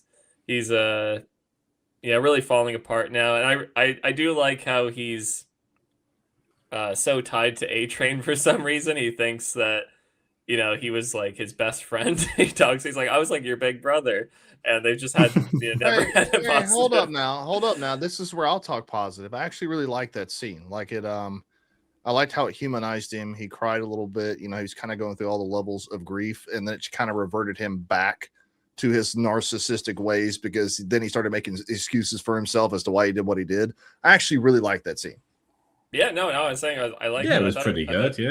I thought it was really funny. I think like it shows his level of delusion, because again, when he calls himself his A-Train's like big brother, it's like you just kind of have flashbacks every time he threatened him or called him a fat piece of shit or wanted to kick him off the team. Like, they've had zero positive interaction. So yeah, I thought his justification too. He's like, you let me down, and I let you kill your girlfriend for me. Like that was. I thought that, that again, Anthony Starr kills it. I think they're doing a decent job with those kind of little moments. We get introduced to the thing that I don't understand, and maybe you guys can answer this for me, because I watched season 4 pretty much in a speed run, which is just adding to my decline of mental stability. But it is very obvious that Homelander is going through shit. He is losing it. His mind is breaking apart. Why is he still the front man for Vought? Why haven't they pulled him? Why hasn't Sister Sage been like, hey, man, listen here, like you need to stop being out in front of people? Like he's losing his mind, but he's still doing all these public appearances. Yeah, because he's like narcissistic and he basically runs Vought at this point. He wants Yeah. everyone. He wants everyone to love him, so he'll do whatever he thinks is gonna. Like, even if he's fucking having a mental breakdown, he'll still go out on stage and try and convince everyone that he's great. It's just who he is, I guess. Yeah, I don't think that's a inconsistency at all. I think like that makes sense with his character. He's definitely, he's unhinged. He thinks that he's great, simultaneously failing all the time to be great. I think the thing going for this season that wasn't helping the other seasons previously is that they're actually allowed to complete a character arc for once. Like, they're allowed to let Homelander go crazy. So this might actually lead to something interesting. I think there's something we've complained about in our past discussions with Gen V is that, like, Homelander's like, I said this a few minutes ago as well. They keep saying he's going to be crazy, he's going to go crazy, and then nothing happens. He's just been this kind of like mediocre level of insane where he will kill some people and then he'll be fine, and then he flips flops, but now they can actually, like, okay, he can finally lose his shit because this is the last season. He can finally kill some people. So hopefully they follow through with that. I think that's what's going for this season against others, is that they don't have something to continue after. They can actually end it. Okay, fair enough. Yeah. But again, it's still not great. I'm just trying to point out the positives, to be fair. So yeah, we get the boys coming back together. We get some romance scenes here. Kimiko and Frenchie finally, bang it out, which is yeah, that's fine. I'm so thrown off Frenchie. I can never get over his season 4 arc. I mean, what a shit show that was with him. Which never happens in the comics. Frenchie is never gay in the comics, and him and Kimiko never have a relationship in the comics either. So they're like really throwing some relationship dynamics in here that I don't know if I like or not. I think the problem with the last season, I don't mind the Kimiko and Frenchie romance if it wasn't sidelined by Frenchie having this gay affair with experimenting. With no, he's not. Dude, it's not even that he's gay. It's that he's fucking this guy who he murdered the family of. He knew that. Oh, that's right. This guy's family. Yeah, it's fucked. It's so fucked. It's so badly written because he knew he did it. I'm like, oh man, I feel so bad. Maybe I should talk to him. Maybe I should confess. Yeah. Nah, never mind. I'm gonna fuck him in the ass. Like, oh, okay, all right. Totally reasonable. It's the same thing with Starlight. They have zero accountability as characters. The writers aren't aware of the mistakes they're making. Like, they don't know that this is immoral. They can't actually see what he's doing and see it as unforgivable. Like, Frenchie murdered this guy's family. He grooms him into a relationship, essentially, takes advantage of him in his like drug-addled state.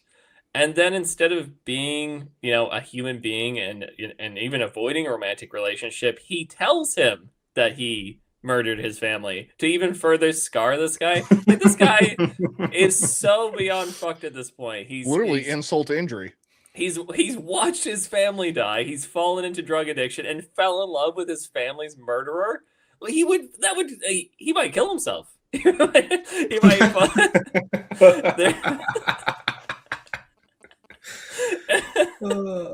Like, how fucked would you be? You could never get out of that hole. You would never emotionally recover from that. There would be no way. It never leads. It's essentially like, and again, correct me if I'm wrong. Speedrun. It just seems like the only reason they did that storyline was just to experiment with Frenchie being gay. It really didn't go anywhere. No, I think they just did it to throw in some fucking triangle romance between him and Kimiko. It was just to be like, oh, we can't be together because I'm into this guy I killed the family of. It was like, oh, we're all weird now, because immediately after, he ruins this guy's life, and like a couple days later, he's banging Kimiko. It's like, it does not faze him at all. He'll never talk about that guy again. He'll never bring that up. He's just fine. He's like, now I got this hot chick with me. It's totally chill. Yeah. Yeah, Frenchie's horrible, and I can never really look past this now. He's a psychopath, and the fact Well, that the showrunners aren't addressing this is eating me alive. It's fucking I weird. I did like the conflict though, where he was talking, which again wasn't in the comics, but I did like the fact that he kind of professes his love for Kimiko, and then there's that group conflict of the good soups. I guess you want to look at them that way. I wouldn't consider Starlight that, but the good Yeah. soups sacrificing themselves for the greater good, and Frenchie having conflict with that because that means Kimiko dies. So I did kind of like that. I actually liked episode 2 more than I did episode 1, even though it felt kind of fillery, because he did pretty well with some emotional beats in there. Okay, yeah, I think the thing is, like, you can have morally great characters, you can even have evil characters, and they can still be likable, but they need to be consistent. You can't just Yeah. have random value systems be thrown around. Like, Starlight can't be this like symbol of virtue, and then completely fuck over Huey the way she does in season 4. I mean, we kind of touched on it before, but the the fact that, again, it's just never brought up, that the writers aren't really aware of the fact that Huey gets sexually assaulted twice last season, and then Starlight victim blames him. like straight up Victim like, blames. You're using Yeah. their terms now. I am to You show use how... my own spells against me, Potter. Yeah. Exactly. I mean, like, you can use this terminology against them because this is what happens when you start talking like this. Well, you talk about Starlight, right? Which she's, one of her biggest prerogatives in opposition to Homelander is that she's against like mass murder. She's against mass genocide. She's against like what Homelander's wanting and the extinction and, how human beings are treated. But then she's completely okay with the mass genocide of all soups, all of them. All of them, not like, okay, we're going to separate the good ones. No, all of them. Yeah. So I'm like, wait a minute, what? Yeah, well, again, there's no moral consistency with her character. I mean, they're trying to show that she's had some dark, edge come out because of this year of fighting in the resistance or whatever that they keep alluding to. Again, it doesn't really ring that deep because she's a piece of shit. She's been a piece of shit for years. It's like since season 1. I mean, like, season 1, she was good. She's a solid character. Season 2 onwards, complete dog shit. She's horrible. And I absolutely hate that they keep just dragging Huey down to be this fucking simp that follows her around and is like trying to forgive her all the time or get her attention. And they're just a terrible couple. Like, they're really toxic. There's nothing good. There's no chemistry because, like, he's talking to a burnt Barbie doll at this point. And Burnt Barbie doll. and Okay. and she's just a horrible person. So yeah, I don't really jive with this whole character arc with her and with what's going on with Huey. Complete trashing Huey's character at the same time because he keeps being built up to be the leader of the boys. He has the opportunity to take over the leadership role multiple times in the show at this point. And he has it again in this season because nobody trusts Butcher. And instead of fucking owning up and being like, hey, I'm taking over, I'm going to lead this thing, he then simps for Starlight, gets distracted, and lets Butcher go ahead with his genocidal plan. Yeah. She's not even hot. If this was Kimiko or Firecracker, you got an argument. But Yeah. I mean, I'm not going to get too much into it because I don't feel like getting demonetized. But I mean, she looks like a ghoul at this point. What are you doing? Yeah, your sunken eyes and protruding jaw are not that attractive. Yeah, I'd be like, I'm not doing that. And then Firecracker shows up. She's like, what about this big boy? I'd be like, okay, fine, I'm gonna go do that. Let's just say that's okay. But Starlight, come on, man. All right, whatever. Yeah. Keep going. All right. All right. We always get in trouble for making fun of the looks of characters. No. To make it let's make this fair, right? I know Offended got into it a little bit, but for The Last of Us, I didn't say not one goddamn word about Bella Ramsey. Not one goddamn word. She can't help it. Aaron Morty can. Mm-hmm. She did this to herself, so I get to make comments. Yeah, I agree. That's fair. Aaron Morty did do this to herself, and it was a mistake.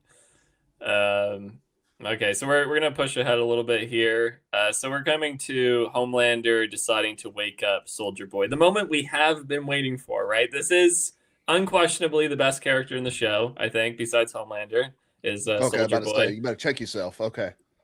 I like Soldier Boy more because I think they've done less damage to his character. But Yeah. I mean, Homelander's great. Soldier Boy's still pretty much untouched at this point. His comeback yet to be ruined. I'd say. I'm praying they don't fuck this guy up too badly. You know, I don't have any hope, but like if I did put any hope into the show, it'd be to like let's just give Soldier Boy his just due. He's a great character. He's not a racist. Stop acting like he is. And just give him a good send off because they are making that whole VOT show about him. So I have some hope that they're not going to ruin him just to promote the next show. You know what I mean? Like he is the star power behind that. So Well, I mean, they're not starting off good here right off the rip. I mean, he's an idiot. You know, I understand Homelander's reasoning with him, but if you're Soldier Boy, Homelander exclusively, 10 times out of 10, 100% of the time, Homelander has fucked him over. Every single goddamn time Homelander has fucked him over. Why would you do anything this guy says now? I don't care about the reasoning. I don't care that it's about Butcher or this, that, and the other. No, every other time I've crossed paths with you, you have screwed me over. Why would I help you now? But he does anyway. I don't really understand why. Yeah, I don't really understand. Like, so in the end of season 3, he wants to get rid of Homelander because he's like seen as weak, and you know, he thinks that he kind of his absence has created this monster in Homelander. So he actually has the moral comprehension to understand that Homelander is like a piece of shit and at least not worthy of the title. So I don't know why he's just suddenly fine with it now. I mean, I know that Homelander's trying to like win him back and all this stuff. I don't know. It's not perfect. I don't hate it. Yeah, I think making Soldier Boy just this like kind of roaming idiot though is a little much. I mean, I guess the thing about Soldier Boy is he kind of looks at like the respect that people have. Like obviously he wanted like the respect of his dad. Like that was kind of one of the main things that drives him. So I guess you could argue that he was just kind of hearing Homelander out. He wasn't really sold on him. And then he saw that you know, like the entirety of VOT and the president of the United States was serving Homelander, and it's like he is kind of the most powerful person. So based on that kind of logic, Soldier Boy has a bit more respect for him now because basically the whole of the US serves him, which is, you know, pretty, you know, that is pretty impressive. So that was my kind of logic for why Soldier Boy is willing to agree with Homelander because he's reached that point. But I did like that scene. I did like the president scene, like how Homelander tells him, like, you know, make him a drink or whatever. Oh, just a little line of dialogue showed how much power Homelander had. Yeah, like that whole scene and like the chemistry between the two of them, like that was so good. I'm so annoyed that we got barely any of that because I assume that now Soldier Boy is going to be pissed that he actually did get infected with the virus and he doesn't want to fight with Homelander anymore. But yeah, that was really good chemistry, honestly. Yeah, I agree. It seems, I don't know, it just seems out of character. But it'd be different if it's like, you know, with Butcher, who's done some good things and done some bad things. And it's like, okay, which it's a 50-50 shot if what he tells me to do is going to get me in trouble or if it's actually going to work. It's just Homelander has wronged Soldier Boy so many damn times. I would just find it hard to trust him at that point. I don't care what he says. I mean, like you keep saying he's wronged him. I mean, they've had a fight, and then he actually, after their first encounter, which was a battle, he tried to like win Soldier Boy over. There's not really a lot of reasons why Soldier Boy, on an antagonism level, would have a lot of beef with Homelander. It seemed like a principle thing. He didn't like Homelander didn't scheme to fuck him over really. Like he did try to recruit him. Yeah, I mean, to be honest, yeah, I actually don't mind Soldier Boy being willing to join Homelander because, yeah, the whole point was Soldier Boy made a deal. Butcher had, up to that point, stuck with his end of the deal. So even, you know, like, yeah, he doesn't think Homelander's like strong as a person, but it seems to mostly just be he's getting rid of him like out of principle. Like he made a Yeah. deal, he's going to stick to the deal. And then, yeah, all really, I'd say all really Homelander's done is fight back to defend himself. And once he's woken up, he says, "Oh, you were frozen, and I didn't know anything about it, and I've only just found out." And then Soldier Boy immediately points to the fucking casket that he's been in, that's been installed in his room. So he's kept Soldier Boy around frozen, well, not frozen, but like gassed up longer than he's Like a willing stasis, to admit. yeah. But like besides that, like there's not really much that Homeland has actually done against Soldier Boy. So I don't know. I'm fine. I'm fine with it, to be honest. I'm fine with Soldier Boy joining. I don't know. with You Homelander. lock me in a casket, leave me in your fucking room for that damn long. I'm not gonna be happy when I get out. And what I thought was funny about that line of dialogue too is that Soldier Boy says something along the lines of, "How do I know you're not gonna try to kill me?" And it's like, motherfucker, he could have already done that. Like you were just like he could have already done that 10 times over if he wanted to. Yeah, but that kind of plays against the point you made about him not trusting Homelander. I mean, like Homelander has, yeah, I'm agreeing with Loomar here. I mean, he made a lot of good points about the relationship, and yeah, like Homelander's just trying to win Soldier Boy over here, and he is playing to the power complex that Soldier Boy has, and yeah, he did just pretty much want to kill Homelander, because he saw him as weak. But mostly because he's like, yeah, he made a deal with Butcher, and Butcher went back on it. And so like it kind of played into the theme of like Soldier Boy being betrayed by his team. And I can't tell if the writers are really aware of him as a character to the point of like Soldier Boy being a good character because he's principled, because he's morally consistent. and and yeah, he is an asshole. Absolutely. He's definitely a piece of shit, but like he's an admirable piece of shit at times. Like he has principles, at least, most of which the characters in the show do not have. So yeah, the fact that he's willing to stick to his word here makes him a lot better of a character, I think. Honestly, he's so fucking good. He's so fucking good. And it's just so funny that they made us want to fucking hate him. And he's so good, honestly. Yeah. All I'm saying is that I don't understand why Soldier Boy trusts Homelander, because he screwed him over every chance he could have. And then what happens in this episode? Does he screw him over again? Gentlemen? Yeah, he does. But like, to be fair, yeah, I mean, yeah, he does. We'll see. I love the character. I love the portrayal. I agree with Loomar that we need more of him. It's just, for me, it was kind of weird seeing him waking up and trying to put all these pieces together, and then like within the first 5 minutes of being back, he's already being Homelander's lapdog, and there's not really any resistance to it. If there had been a little more resistance, I wouldn't be saying anything. But the fact he was just like, "Oh, hey, you're a powerful guy. I'll go do whatever you need me to. No questions asked." I don't know. I mean, when he first wakes up, Homelander's like, you know, I can get your reputation back. I'll put you back in the 7. I'll make, like, you know, we'll be making movies and marketing and shit. And like Soldier Boy's very hesitant about kind of accepting that. Like I said, it seems to be during the conference room scene when he sees that the president is making Homelander drinks. That seems to be the point where because he even says, how do you get to fucking teabag the president? Yeah, you know, and it's like, and Homelander's like, you know, you do when that's just how things are now.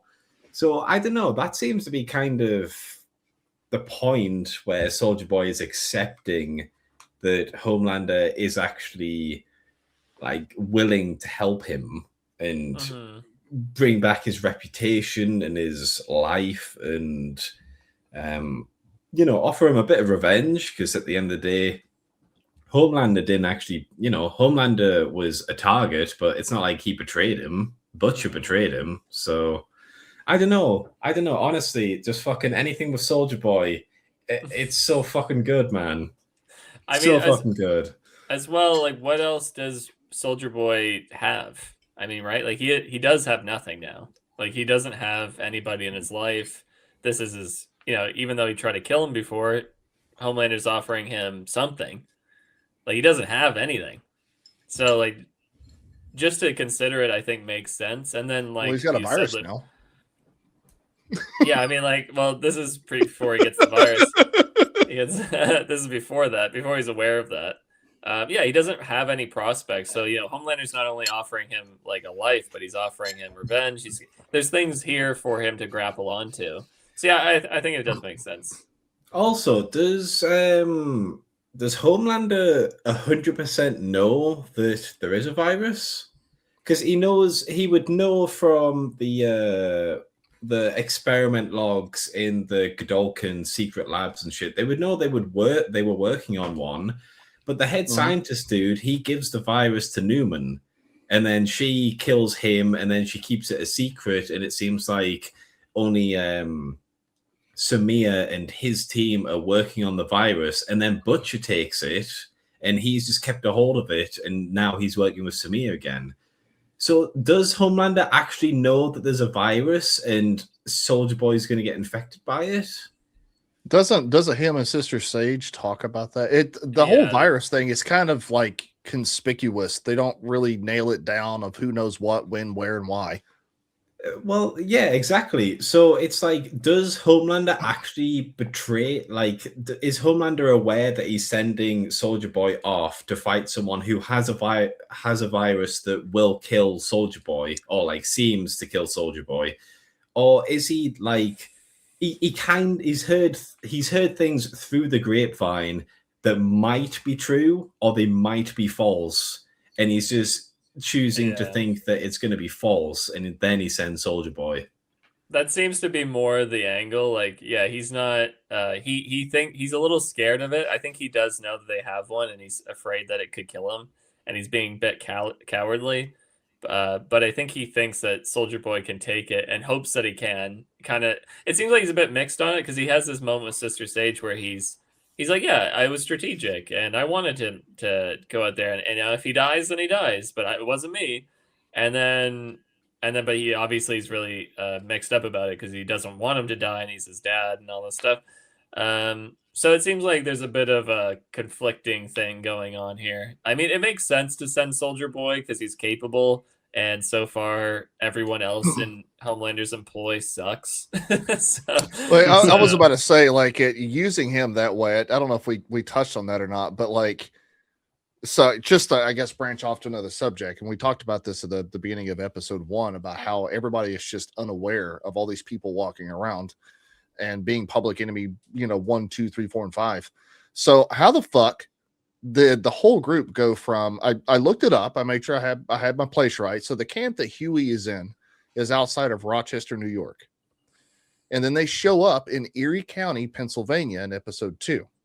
That area, those two areas are about 2.5 hours apart, 175 miles. How did they manage in broad fucking daylight to cross 2 states without being caught? Without any resistance, without anybody stopping them? Well, they travel in the back of that van, right? Butcher's driving. Right, Butcher's driving. I don't know. Yeah, you're right. It doesn't make any sense. They have surveillance all over the place. They have superheroes. They kind of just gloss over that kind of shit in this show because it doesn't. There's literal, like the, what is it, the Kicks Patrol or whatever the fuck. They're in the same They're in the same neighborhood, literally rounding people up and putting them in the van. They're driving through the neighborhood as this is happening in a car with clear windows, and nobody says anything. Nobody happens to notice. It's like Loomar said, like, if these are just random people, I'd understand, be like, oh, if somebody drove by the house, I wouldn't understand. But these guys are like public enemy number 1, 2, and 3, and they're out there in broad daylight in front of everybody, and nobody says shit. I think that they could have made a lot more of an effort to at least disguise themselves, like have Homeland or have a Butcher wearing like a hat and like glasses or something, just disguise his identity a bit. I think they could have done something like that. And you picked a school? That's where you're doing all this? A big ass fucking school? You couldn't pick somewhere smaller and more discreet? Come on, man. Yeah. Well, getting on to the next plot point here. So Huey and the boys are hunting this rock guy. I can't remember his name, but he's Rock hard. essentially rock hard, right? Of course. So he's essentially a parody of the Thing, and they want to poison him with the virus, or sorry, poison's not the right word. They want to hit him with some toxin, and see if it works because he's just as, if not a little bit less powerful than Homelander. So they want to see if it'll work on him. And yeah, what do you guys think of this scene? I thought the whole thing with the girl with the crows was kind of weak. Like finds this girl and he spares her. I don't know how he snuck her away from the rest of the guys without them noticing. I mean, and the fact that like he's sneaking around this house and he finds her, and it seems like he's not like wanting to murder people willy-nilly, but he brings this like seemingly innocent girl downstairs who he knows they're gonna infect with the poison, right? They're not gonna let her go. But he brings her down there anyway, and he's like, "What do you want to do with her?" And they're like, "Well, let's hit her with this poison." And he's like, "Oh," like he gives this look like, "Oh, dang it!" But it's like, what do you think they were gonna say? Let her go? Like they're there to murder this guy. I just find it weird that like, because obviously they'd have to fucking like get in, and they've got all the commotion with the fucking rock dude and that. And I don't know, it's just such a fucking weird scene. You think there'd be like security cameras. Like I know Huey says he disables everything, but I don't know, you think there'd be security for the house? Like people, like a house that big, wouldn't they hire security? I don't know. I don't know. Well, I'll bounce off of that for you, Loomar. Finish what you need to say, because I'm getting ready to go off again. No, you can go off. Go on. Well, you're right. Like every time we've ever seen anything associated with Vought in prior seasons, they've been locked down. All right, there's been security everywhere. There's been cameras, key cards, stuff like that. Like Vought has their shit together. It should be worse now because the United States is under martial law. It's a pseudo police state. People are literally being yoked out of their fucking houses for being Starlight sympathizers. Okay. So you combo that up with the fact that all of our characters can just walk freely, do whatever they want to, travel across state lines in broad fucking daylight, walk into the Seven's headquarters. Now they're breaking in this pretty much this content creator house. Is pretty much what it looks like, a content creator house. And nobody cares. Nothing's happening. So the very tone that this season, or where the writers are trying to create, that everybody should be on edge. Everyone's being quantified and monitored. Like this is a police state. This is martial law. Nobody's safe. Well, yeah, our main characters are safe because they're allowed to go and do whatever the fuck they want to with no repercussions. And so I thought that whole scene was just stupid. And I'm not taking these little passing lines of I disabled the security cameras. Okay, Vought would have seen that, and they would have sent people and been like, "Wait a minute, what the fuck? Why are the security cameras down?" You're in a heightened state of things because it's martial law. They're watching everything except for when they don't need to, because the plot doesn't need them to. Yeah, these are good points about the surveillance stuff. I think again, you're going back to your point about them just driving around without disguises was kind of, when you mention it, it does really stick out as a sore thumb of a stupid writing decision. Or a stupid, I don't know, costume designer decision. They should have just thought of like, hey, they should be wearing glasses or something, like have a wig on. It may seem kind of nitpicky, and I would kind of agree that it is a little nitpicky, but the writers have really gone out of their way to try and create this climate. Like what is society like right now? And it is people being ripped out of. We see a mother get ripped out of her home because she was a Starlight sympathizer. We hear Sister Sage talk about all the people in the social media monitoring they're doing for people that are liking Starlight posts or making a Homelander meme. You know what I'm saying? So they're trying to create this environment that's very hostile, that's constantly being watched. There's cameras everywhere. It's Orwellian, per se. But then our main characters are allowed to do whatever the fuck they want to, and it's like it's such a huge clash. Yeah, that's a good point. That's a fair point. I think we're getting a little nitpicky with the house security and stuff a little bit, but I do see the general point of it. It's compounding. They keep giving me reasons. Yeah, no, that it is. It's like a unraveling a shitty sweater with a thread. But so we get this scene. Well, we're talking about the surveillance state stuff and dragging people out of their homes. I'm complimenting the show way more than I thought I would. But I did like the rehearsal bit where she takes the mom out of the home and she's doing this product placement for the power energy drink thing, and she's like doing the takes over and over again. I thought that was kind of cheeky. Like the satire has improved a little bit. I think just because I don't mind making fun of like social media and stuff, that it's not so much political as it is like making fun of people who just try to make content out of anything, and I'm fine. Like I us. think that.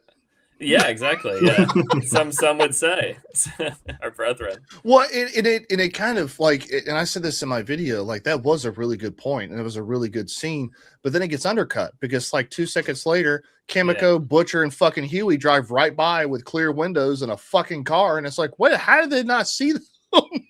Yeah, no, you're totally true. Yeah, I totally agree with you, and I didn't really think of that until you said it. But yeah, that's totally on the nose. It does undermine this Orwellian thing that they're going for, which is too bad. But again, the show is constantly undermined by the glaring flaws. Like anything you can compliment gets completely thrown away by the next incoming issue. We get more of MM talking to this girl. I just don't really. They spend so much time on this in this episode with him trying to sympathize with the superhero crow chick, and it just doesn't really hit for me because again, I don't really care about MM. I really want to. I thought he was going to try and like convince her to help them, but that doesn't happen. Like, no, yeah, it's fucking weird. There's this really lame scene when it's over where he like sees her and gives her like a nod and like tells her to be quiet and she walks away. It's like, why hasn't she ran yet? She's been hanging around that house for so long at that point. She's watched so much commotion. You'd be running for the hills. But like, no, actually, now that I'm thinking about it, he's the big rock come man dude. He's holding his breath, and they say they need him to exhale in order to get the virus in him.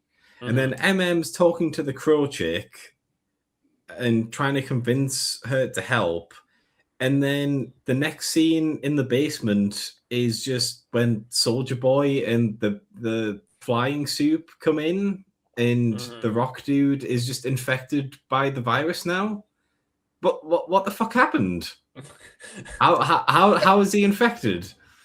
Well, I didn't mind what they did. Just before we go into that, I didn't mind what they did with MM, but it was shallow. Just like everything else in the show, they give us something good, and then it's backed by a bunch of stupidity. The reason why MM had a connection with Countess Crow is because she obviously paralleled his daughter, and he saw some of his daughter in her in that situation, and so that kind of gave him an initiative to try and save her from what was about to happen. I kind of liked that as a father. I kind of liked that dynamic, but then I agree with you guys that the shit that happens after that is just fucking stupid. So they make a good point, and then they completely undermine it later with just idiocy. Yeah, that's pretty. It's not the worst episode in the world on the whole, but these certain characters like MM and Starlight and stuff, I just have lost a lot of care for who they are as people and what they get up to, and their little subplots aren't that interesting. Anyway, Soldier Boy shows up to beat the boys. They run with the vial because they have that now, and they're trying to get it to the house so they can poison the rock hard guy. And this kind of, I don't know, the fight's all right. I don't know, I thought it was kind of cheesy watching Soldier Boy chase Butcher around the neighborhoods here. But I don't know. I thought it was cool seeing Huey fly up in the air, whatever Starlight catches him, even though he would definitely die from that catch, the way she grabs him. But I thought they could do something with that, like, because it's the boys. I'm just criticizing because it's the boys. They make fun of all these tropes all the time of superheroes saving civilians and it not working out all the time. but in that case, they kind of they just do it anyway. Like, you know what I mean? Like falling from that altitude at that speed and hitting him, and she's essentially a freight train, and she's made out of like steel. It would just fucking break every bone in his body. But you know, the superhero logic, I can kind of, I guess, get beyond that. You were just talking about it. You kind of skipped over it. I had an issue with it. You're talking about, oh, he just gave him the virus. To me, it's I don't understand. Where it's like, okay, here's the virus. This virus here can kill everybody. It can kill all the soups. It can kill everybody on planet Earth. You should take care of this thing. Now, here's what I want you to do. Hold it in your hand like a Subway sandwich, and that's it. Why did they put that fucking thing in a container? Like, what is he's just sitting there holding on to it like an idiot. And I'm like, this is a virus. This is a virus that could kill everybody. And you're just sitting there like with it in your lap, like, like, no. Put it in something.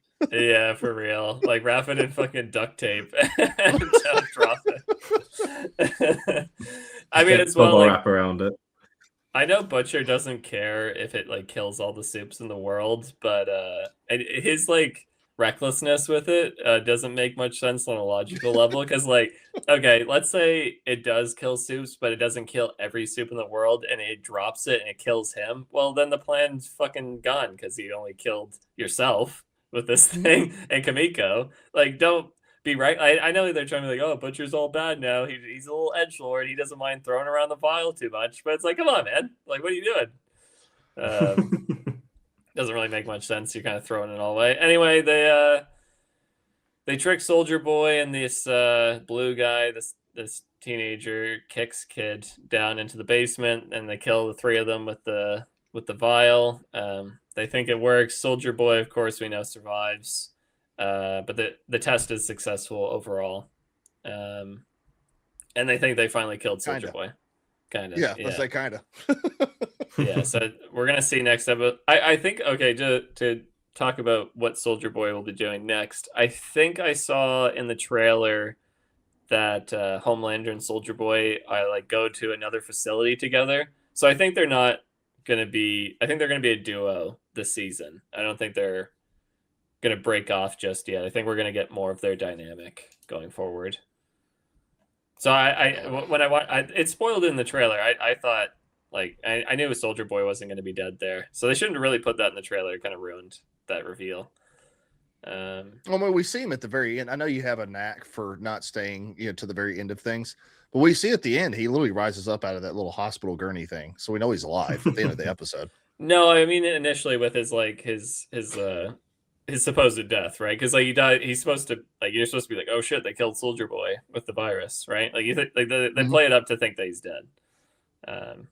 That's what I meant. Yeah, I did watch it to the end, and I checked the after credits scene actually. Yeah, I don't. The only issue I have with that scene is that, like, the soups, they kind of treat it stupidly. Like, we both Deep and Homelander, like, they know there's some kind of viral reaction. They know some kind of like some wild shit is fucking going down, and all the rumors and the things that Homelander may have thought about this virus, does it actually exist? They get confirmation of that, and yet they're wandering around the area. I'm like, and maybe that's just because I've been playing a lot of Resident Evil lately, and I'm like, why are we hanging out near there's a virus that's killing soups? You know that. These guys confirmed it, and they're like, you know what? Let's go get real close to it. No, what are you doing? Like, you don't know anything about this. What are you doing? Like, this is a biohazard.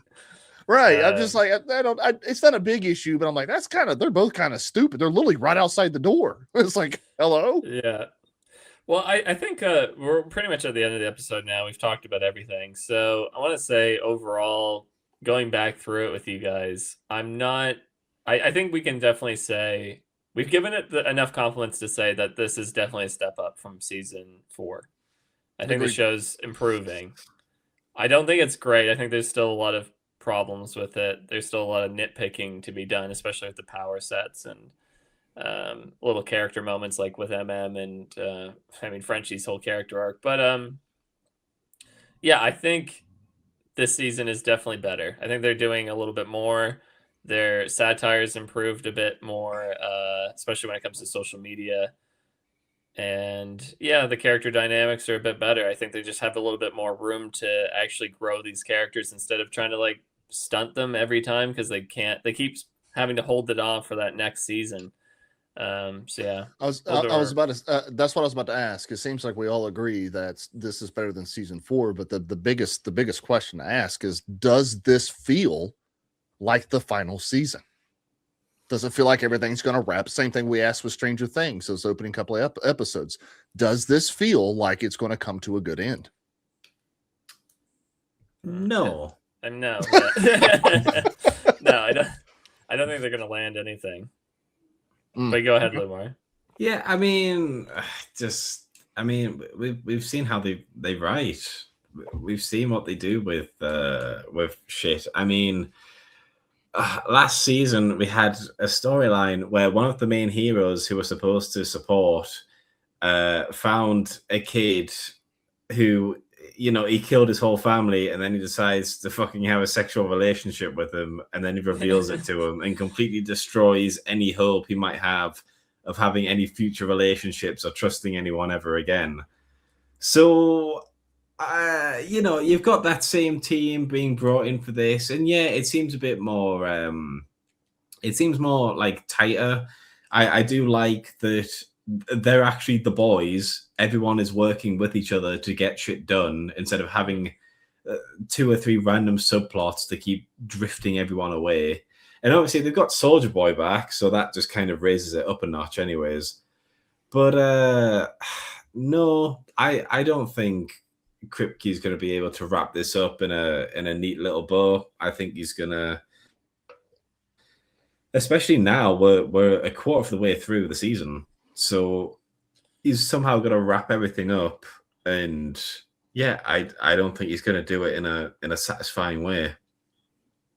Okay. Yeah, I think they've done too much damage to the show at this point for it to be truly good. I mean, we talked about this in previous podcasts, I think, where they should have just made this a 3-season show. You know, season 1 would have been a Homeland, like establishing the characters and making sure you knew that Homelander was the danger. Season 2 could have been about his takeover, and season 3 could have been him, falling off the wagon and getting what we're getting now. But having seasons 2, 3, and 4 be a complete waste of time. I mean, they're just the worst seasons ever. I mean, especially 2 and 4, I think, are particularly bad, especially season 4. So coming off the back of that, anything's going to be a step up. It's really hard to get worse than that. Yeah. So to say that they'll pull it off, I don't think they can. But I think it's easy for them to look better simply because of the mountain of garbage that they've put the show on. Right? It's just season 4 is one of those. The only way up is uphill. Yeah, so. Exactly. Yeah, we've hit rock bottom. Now, what do we do? Yeah, so I think that what we're seeing, and why I feel like we're complimenting it so much, is because, like, hey, they're not making the same horrible mistakes every 5 seconds. There are some moments where it's like, that makes sense. That's in character. Oh my God, they actually had a funny moment. Like, instead of this really cringy, overhanded politics with bad storytelling. Like, yeah.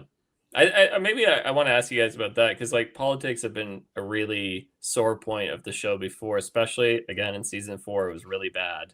Do you think it's improved a bit? Do you find it to be as cringy? No, it has not improved. It hasn't improved. But at this point, I think I've grown so resistant to it that I'm trying to look beyond it. Like I don't know about Loomar, but I mean, like I said, I have read every single comic book, including all of the prequel series, Dear Becky, all of that. I've read all of it. And so I'm trying to look beyond a lot of the stupid political bullshit. Like, you could really conflate, the freedom camps and what Homelander's doing with the current immigration policy of the Orange Man. You can do all of that. I'm trying so hard to look at this as good as I can, because I love the comics. I've loved the series even before the show even came out. I want this to end well.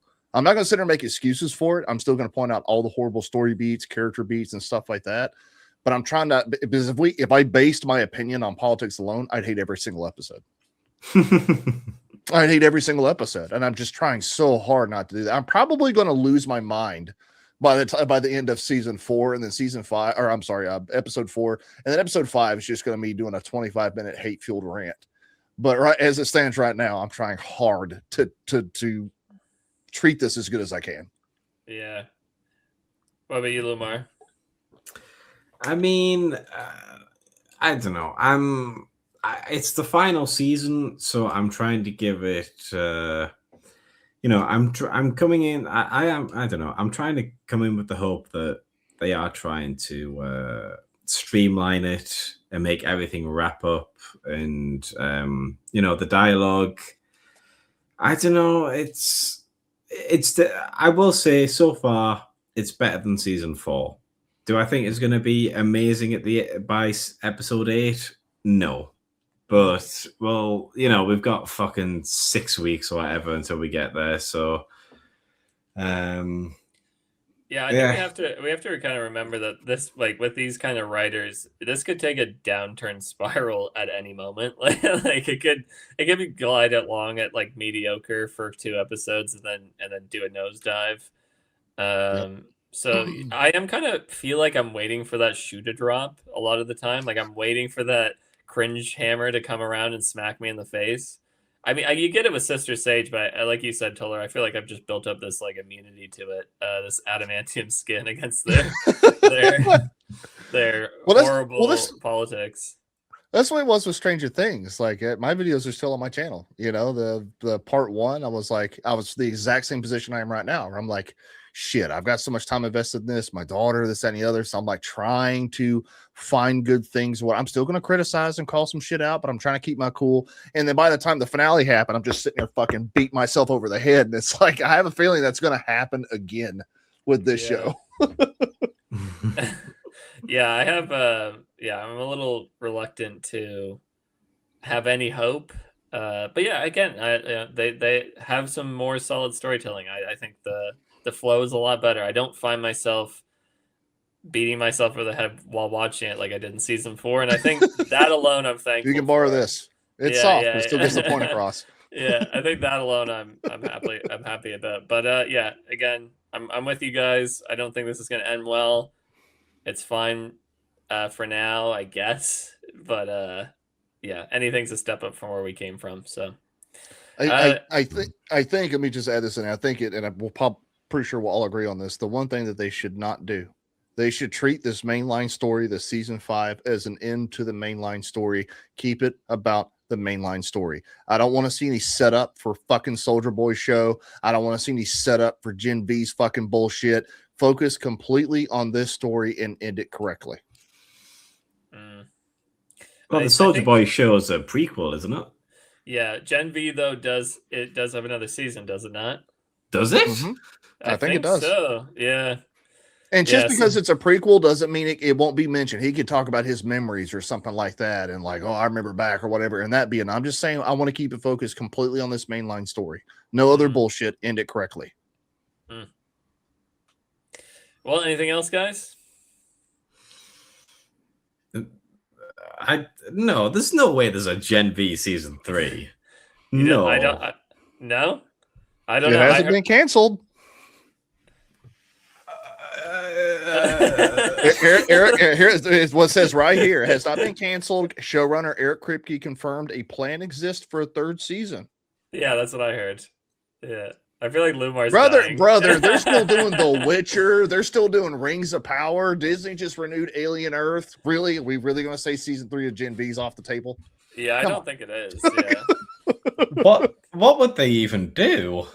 Who fucking cares? Homelander and Both are gone. So we're gonna fight some random dickhead that no one cares about? What? That's pretty much every season of Gen V, isn't it? It could just be a whole season about Marie Sue going around and being Jesus and collecting her disciples. Who knows what these people think, man? I 100% think if they do a season 3, it's going to be after Homelander's defeated, and they're going to go back to God U, and it's going to be like the new regime or whatever, and then they're going to have to deal with some like incel in the basement that's like been living there forever.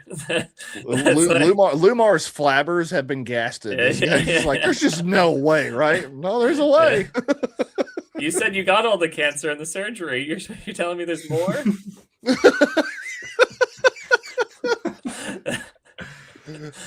Yeah, we missed a bit on your colon there. We're gonna have to amputate. Rip the asshole out.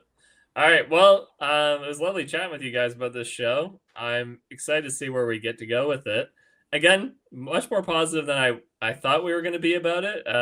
But I'm not holding out hope. So I can always, I can just assume people listening to us going, "Wait, that was them being positive."